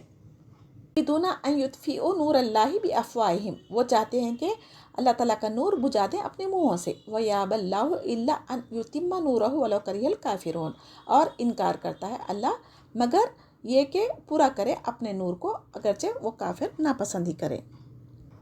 هو الذی ارسل رسولہ بالہدی ودین الحق لیظہرہ علی الدین کلہ ولو کرہ المشرکون، وہی ہے جس نے بھیجا اپنے رسول کو ساتھ ہدایت کے اور دین حق کے، تاکہ وہ غالب کر دے ایسے دین پر سب کے سب، اور اگرچہ ناپسند کرے مشرک تو بھی اللہ تعالیٰ کی راہ کو کوئی فرق پڑنے والا نہیں ہے.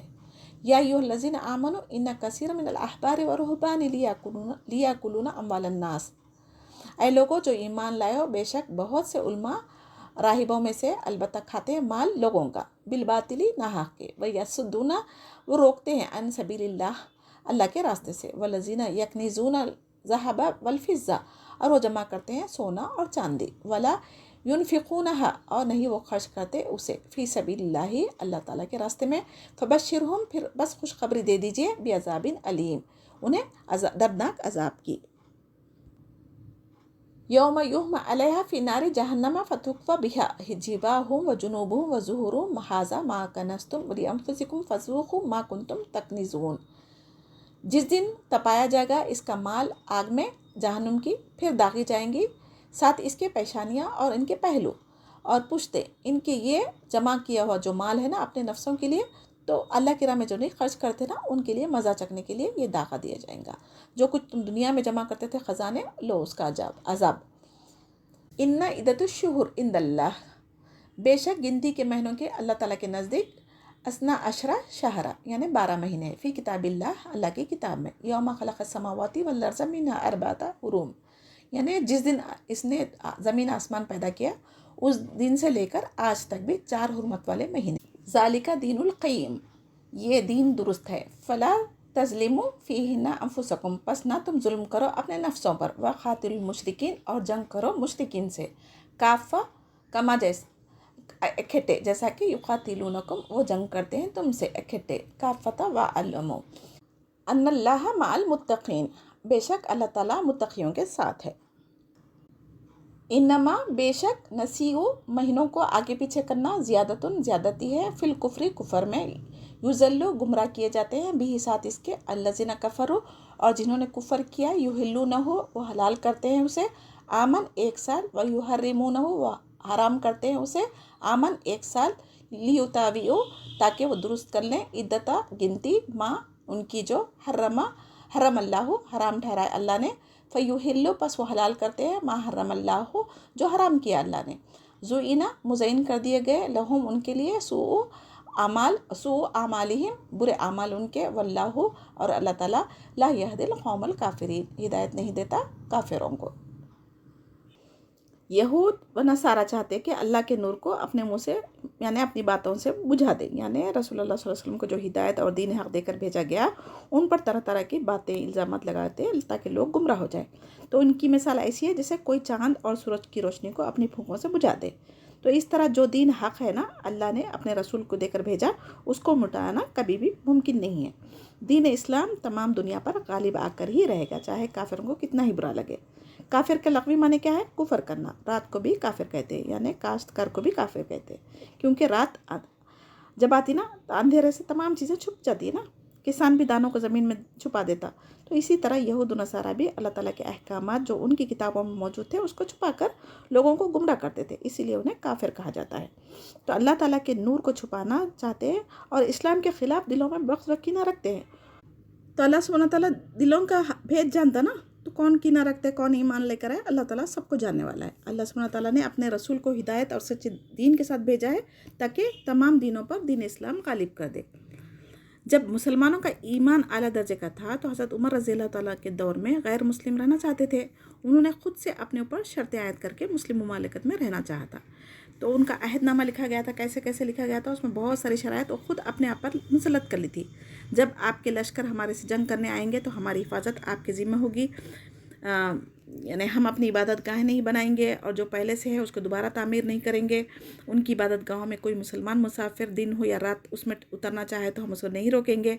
हमेशा हमारी इबादत गाहों के दरवाजे मुसलमानों के लिए खुले रहेंगे और जो मुसलमान आए उसको हम 3 दिन तक मेहमान नवाजी करेंगे। हम अपने घरों में किसी जासूसी को पनाह नहीं देंगे, मुसलमानों से कोई धोखा नहीं देंगे, अपनी औलाद को कुरान नहीं सिखाएंगे, ना शिर्क का इज़हार करेंगे, ना किसी को अपने मज़हब की दावत देंगे। हम ये यानी इस्लाम कबूल करना चाहें तो हम में से कोई भी अगर इस्लाम लाना चाहेंगे तो हम उसको नहीं रोकेंगे। मुसलमानों की इज़्ज़त तकरीम हम हमेशा करेंगे। अगर वो हमारी जगह बैठना चाहे तो हम उठकर उन्हें जगह देंगे। तो हम मुसलमानों से किसी चीज़ में भी हम बराबरी नहीं करेंगे। ना मुसलमानों की तरह लिबास पहनेंगे, हम मुसलमानों की ज़बानें नहीं बोलेंगे, हम उनकी कुनियत भी नहीं रखेंगे। दीन वाले घोड़ों पर सवारियाँ नहीं करेंगे, तलवारें अपने साथ नहीं रखेंगे, शराब फ़रोख्त नहीं करेंगे, अपने गिरजों के निशान नहीं लगाएंगे, अपनी मजहबी किताबें बाज़ारों में नहीं फ़रोख्त करेंगे, अपने दीन की तबलीग नहीं करेंगे, हमारी इबादत गाहों की घंटियाँ आवाज़ से नहीं बजाएंगे, अपनी किताबें मुसलमानों के सामने आवाज़ से नहीं पढ़ेंगे, अपने त्यौहार की खुशियाँ खुले आम नहीं मनाएंगे, हर हाल में मुसलमानों से कमतर बनकर रहेंगे। तो देखें आज इन लोगों की शराइत कैसी थी, आज हमारे मुसलमान कैसे हैं। अपने मुसलमान ममालिक में जहाँ पर नबी करीम सल्लल्लाहु अलैहि वसल्लम और सहाबा अपनी जान माल सब कुछ लगा के शिर्क को मिटाया था, वहाँ पर आज हमारे मुसलमान मुल्कों ने इनको अपनी इबादत गाहें बनाने की इजाज़त दे दी और इनकी इबादतें भी आम खास होने लगी है। अब मुसलमान भी फ़ख्र महसूस कर रहे हैं कि इनके साथ शामिल होकर इनकी जैसी ज़ीनतें, इनके जैसे काम करके फ़ख्र महसूस कर रहे हैं। हमें इन सब चीज़ों से बचना चाहिए। यहूद नसारा के उलमा पैसे लेकर क्या करते थे, गलत फतवे देते थे, नजातनामा दे देते थे, जन्नत के परवाने लिख कर देते थे। तो हमारे लिए इसमें क्या सबक है, उनकी तरह हम नहीं करना चाहिए। अगर आज मुसलमानों के पीर मुर्शद आलिम यही सब करके नाहक पैसा कमा रहे हैं, तो जैसे रुश्वत लेना देना, तावीज़ें देकर पीने पैसे लेना, दम करने के लिए पैसे लेना, ये सब चीज़ें इस्लाम में हराम है। जो ज़ेवरात और पैसा जमा करके रखते हैं ना और ज़कात अदा नहीं करते, उनके लिए भी यहाँ पर आगे दोज़ख की आग में तपाकर दागा जाएगा। ये अज़ाब है उनके लिए जो इन्होंने दुनिया में अल्लाह की राह में खर्च नहीं किया और जमा करते रहे। तो ये 50,000 साल का दिन होगा ना, तो उसमें ये दागा जाएगा। ये कैसा अज़ाब है, अल्लाह ताला हमें बचाए। आम लोगों के यानी तमाम लोगों के जब फ़ैसले हो जाएंगे तब तक ये अज़ाब उनके ऊपर जारी रहेगा। जन्नत में जाएंगे फिर ये अल्लाह की रहमत से, या जहन्नुम में रहेंगे, अल्लाह आलम। तो हदीस में जो ज़कात नहीं देते ना, उनके माल को आग की तख्तियाँ बनाकर दागे जाने का जो बयान किया गया है, दरअसल मिस्किनों गरीबों की मदद करने के लिए निज़ाम रखे ना, तो उनका हक़ हमें हर हाल में अदा करना है। आयत 37 में इन्नमन नसीयु जो है ना, मुराद इन महीनों के अपने फ़ायदे और मकसद के लिए आगे पीछे कर देते थे। ये कुफर की ज़्यादती थी। यानी अल्लाह सुब्हान तआला ने हुर्मत वाले महीने 4 मुकर्रर किए ना, रजब, ज़िलक़दा, ज़िलहज, मुहर्रम। तो जब इनको फ़ायदा होता, जब इनको काम करना रहता, तो ये लोग क्या करते थे, इस महीनों को साल में कभी भी हेर फेर कर लेते थे। जो पहले आने वाला है उसको बाद में कर लेते थे, जो बाद में आने वाला पहले कर लेते थे। यानी तक़दीम व ताख़ीर करके मुहर्रम को सफ़र कह देते थे और सफ़र को मुहर्रम बना लेते थे। तो यानी जो महीने की हुर्मत अल्लाह ताला ने रखी, उसको तोड़कर उसकी जगह दूसरे महीनों का नाम देते थे। तो क्या इनके नाम बदल देने से, अब हम जनवरी को हम बोलेंगे दिसंबर है, तो क्या कोई गवर्नमेंट मानेगी? नहीं ना। तो फिर अल्लाह ताला कैसे मानेंगे? इनके 4 महीने जो मुकर्रर कर चुके हैं वो क़यामत तक भी वो हुर्मत वाले ही महीने रहेंगे ना।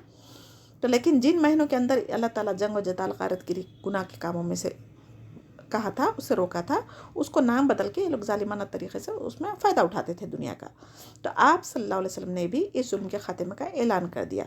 ज़माना घूम घुमा कर अपनी असली हालत पर आ गया। इसका मतलब क्या है, यानी अब आइंदा महीनों की तरतीब उसी तरह हो गई जिस तरह अल्लाह ताला ने इब्तिदाए कायनात के वक्त रखी थी, जो लोहे महफूज में लिखी जा चुकी। दुनिया की हर चीज़ आर्जी है, मगर आखिरत की नेमतें हमेशा हमेशा बाकी रहने वाली है। लेकिन फिर भी इंसान को दुनिया की ही सब कुछ चीज़ें चाहिए ना, आखिरत की फ़िक्र ही नहीं है। या अय्युहल्लज़ीना आमनु मा लकुम इज़ा क़ीला लकुम इन्फ़िरू फ़ी सबीलिल्लाह, ऐ लोगो जो ईमान लाए हो, क्या यह है तुम जब कहा जाता है कि तुमसे निकलो अल्लाह के रास्ते में, साक़लतुम इलल अर्ज़ि अर्ज़ितुम बिल हयाति दुनिया मिनल आखिरा, तो बोझल हो जाते हैं तुम ज़मीन की तरफ, क्या राज़ी हो गए तुम ज़िंदगी पर दुनिया की आखिरत के मुकाबले में। फ़मा मताउल हयाति दुनिया, तो नहीं सामान ज़िंदगी का दुनिया की, फ़िल आखिरति इल्ला क़लील, आखिरत के मुकाबले में मगर थोड़ा सा। इल्ला अगर तनफिरो तुम निकलोगे, युअज़्ज़िबकुम अज़ाब देगा तुम्हें, अज़ाबन अलीमा दर्दनाक अज़ाब, व यस्तब्दिल और बदल देगा कौमन गैरकुम कोई कौम तुम्हारे अलावा, वला तज़ुर्रुहु اور نہیں تم ضرور پہنچا سکتے اسے شیئن کسی چیز کا، واللہ علی کل شیء قدیر، اور اللہ تعالیٰ ہر چیز پر قدرت رکھنے والا ہے۔ الا تنصروہ، اگر نہیں تم مدد کرو گے اس کی، فقط نصرہ اللہ، تو تحقیق اللہ تعالیٰ اس کی مدد کریں گے۔ اس اخرجہ ہو، جب نکالا اسے، الذین کفروا، ان لوگوں نے جنہوں نے کفر کیا، ثانی اثنین، وہ دوسرا تھا، اذ ہما، جب وہ دونوں، فی الغار، غار میں، اذ یقول لصاحبہ لا تحزن ان اللہ معنا، تو جب وہ کہہ رہا تھا اپنے ساتھی سے نہ تم غم کرو، بے شک اللہ تعالیٰ ہمارے ساتھ ہے۔ فانزل اللہ سکینتہ علیہ وأیدہ بجنود، تو اتاری ہم نے سکینت اس پر اور تائید کی اس کی، ایسے لشکروں سے، بجنود لم تروہا، ایسے لشکروں سے جو تم نے نہیں دیکھا، وجعل کلمۃ الذین کفروا السفلی وکلمۃ اللہ ہی العلیٰ واللہ عزیز حکیم، اور کر دیا بات کو ان کی جنہوں نے کفر کیا پست، کلمات یعنی بات اللہ تعالیٰ کی، وہی بلند ہے اور اللہ تعالیٰ بہت زبردست اور حکمت والا ہے۔ یعنی صرف کلمہ پڑھ لینے سے مسلمان نہیں ہو جاتے، اور اللہ کے حکم پر اگر ہم جہاد کرنے نہیں نکلیں گے تو پھر ان کے لیے دردناک سزا کا بیان ہے۔ اللہ تعالیٰ تمہاری جگہ کوئی اور کو بدل کر لائیں گے نا، اللہ تعالیٰ ہر چیز پر قدرت رکھنے والا ہے۔ ہم کو قرآن کی کلاسز کے لیے وقت نکالنا مشکل لگتا ہے، اگر جب دنیا کے کاموں میں ہم مشغول ہے، موبائلوں میں گھنٹے لگا دے رہے، لیکن قرآن سیکھنے کے لیے ہمارے پاس ٹائم نہیں ہے، اور اللہ تعالیٰ کا دین سیکھے دوسروں کو اگر نہیں سکھا رہے ہیں تو اللہ تعالیٰ ایک نہ ایک دن ہماری موت دے گا نا، تو ہمارے بعد دوسروں کو ایسے لوگوں کو پیدا کریں گے جو اللہ کی دین کی خدمت کریں گے۔ تو جو بھی نیکی کا کام ہم کر رہے ہیں اللہ تعالیٰ کی مدد سے ہی کر رہے ہیں، اور اس پر ثابت قدم رہنے کی اور شکر ادا کرنے کی کوشش کرتے جانے چاہیے، اور غرور، تکبر، ریاکاری سے بچنا چاہیے، عاجزی و انکساری سے دین کے کام کرنا چاہیے۔ آیت 40 میں اللہ سبحانہ تعالیٰ فرما رہے ہیں جو جہاد سے پیچھے رہنے والے ہیں، اگر تم اللہ کے اور اس کے رسول کی مدد نہیں کریں گے تو اللہ سبحانہ تعالیٰ تمہاری مدد کا محتاج نہیں ہے۔ اللہ تعالیٰ یاد دلا رہے ہیں کہ جب مکہ سے آپ صلی اللہ علیہ وسلم دشمنوں کے درمیان سے نکل کر غار سور میں پناہ لی تھی، تو صرف ان کے ساتھ کون تھے؟ حضرت ابو بکر صدیق رضی اللہ تعالیٰ عنہ، اور وہ ڈر رہے تھے کہ دشمن اپنے قدموں کی طرف نظر ڈالے تو یقیناً ہمیں دیکھ لیں گے۔ تو آپ صلی اللہ علیہ وسلم نے کیا فرمایا؟ غم نہ کر، اللہ تعالیٰ ہمارے ساتھ ہے، یعنی اللہ تعالیٰ کی مدد اور نصرت شامل ہے۔ تو دو طرح سے یہاں پر سکینت ان پر نازل ہوئی، فرشتوں سے تائید کی گئی، اور آیت سکینت کا مطلب ان کے دلوں پر سکون نازل کیا۔ کافروں کے کلمے سے کیا مراد ہے؟ کلمت اللہ سے مراد توحید ہے، کافروں کے مراد شرک ہے۔ تو جو ساری دنیا پر غالب آ کر رہے گا، یہ اللہ تعالیٰ جب فرما رہے ہیں تو پھر ڈرنے کی کیا بات ہے؟ تو ہمیں بھی بہادری دکھانا چاہیے، اپنے قبیلے کی حمیت میں لڑنا چاہیے، ریاکاری کے لیے لڑتے لوگ، اپنے اولاد کے لیے لڑتے لیکن دین کے لیے نہیں لڑتے۔ تو مومن کو کیا ہونا چاہیے؟ اللہ تعالیٰ کا کلمہ بلند کرنے کے لیے فی سبیل اللہ جو کچھ ہم سے ہو سکتا وہ خرچ کرنا چاہیے۔ اللہ سبحانہ تعالیٰ ہر چیز پر غالب اور حکمت والا ہے۔ یہ کون سا واقعہ بیان کیا گیا؟ جب نبی کریم صلی اللہ علیہ وسلم مکے میں تھے، کافر لوگ ان کو قتل کرنے کی سازشیں کر رہے تھے، تو جب ہجرت کا نبی کریم صلی اللہ علیہ وسلم کو حکم ہوا تھا، اجازت مل گئی تھی، تو ہجرت کرنے کے لیے جب اپنے گھر سے نکلے تو حضرت ابو بکر صدیق رضی اللہ تعالیٰ عنہ کو ساتھ لے کر غار سور میں جا کے چھپ گئے تھے۔ تو وہاں پر ڈر تھا کہ اگر غار میں کوئی لوگ اپنے قدموں کی طرف بھی دیکھ لیتے تو یہ دونوں نظر آ جاتے۔ تو حضرت ابو بکر صدیق رضی اللہ تعالیٰ عنہ جب اپنا دل کا ڈر ظاہر کیے تو نبی کریم صلی اللہ علیہ وسلم بولے تھے کہ ڈرو مت، اللہ تعالیٰ ہمارے ساتھ ہے۔ ایک مرتبہ حضرت عائشہ رضی اللہ تعالیٰ نے ستاروں کو دیکھا تو سوال کیا تھا، یا رسول اللہ صلی اللہ علیہ وسلم، کیا کسی انسان کی نیکیاں آسمان کے ستاروں کے برابر ہو سکتی ہے؟ تو فرمایا ہاں۔ حضرت عمر رضی اللہ تعالیٰ عنہ کی نیکیاں، تو حضرت عائشہ رضی اللہ تعالیٰ پوچھنے لگی اور میرے باپ کی؟ تو آپ صلی اللہ علیہ وسلم نے فرمایا حضرت ابو بکر صدیق رضی اللہ تعالیٰ عنہ کی وہ ایک رات کی نیکی حضرت عمر رضی اللہ تعالیٰ عنہ کی ساری زندگیوں کی نیکیوں سے بڑھ کر ہے۔ تو حضرت عمر رضی اللہ تعالیٰ عنہ کہا کرتے تھے وہ مجھے ایک رات دے دے اور ساری نیکیاں لے لے، سبحان اللہ۔ تو اس میں ہمارے لیے کیا سبق ہے؟ تو کوئی ایک چھوٹی نیکی کا بھی موقع گنوانا نہیں چاہیے، پتہ نہیں اللہ تعالیٰ کو کون سی نیکی پسند آ جائے۔ آپ صلی اللہ علیہ وسلم کی جان پر مشرکین نے انعام رکھا تھا، اس وقت حضرت ابو بکر صدیق رضی اللہ تعالیٰ نے اپنی جان کی پرواہ نہیں کرتے ہوئے وہ مدد کرنے کے لیے نکل گئے تھے۔ تو اللہ سبحانہ تعالیٰ نے ان کے دلوں پر سکینت اتاری تھی۔ کیا ہمارا ایمان ویسا ہے؟ سکینت کیا چیز ہے؟ یہ اللہ سبحانہ تعالیٰ کی طرف سے آسمان سے انسانوں کے دلوں پر اترتی ہے کبھی نیند کی صورت میں، کبھی اونگ آنے لگتی جنگ کے دوران، اور دلی سکون بیداری کی حالت میں ہو جاتا. کئی مصیبت پریشانی ہے لیکن پھر بھی دل مطمئن رہتا. یہ اللہ کی رحمت ہے. مصیبت، غم اور پریشانی کے وقت دل مطمئن رہتا نا، تو یہ مسلمانوں کے لیے، مومنوں کے لیے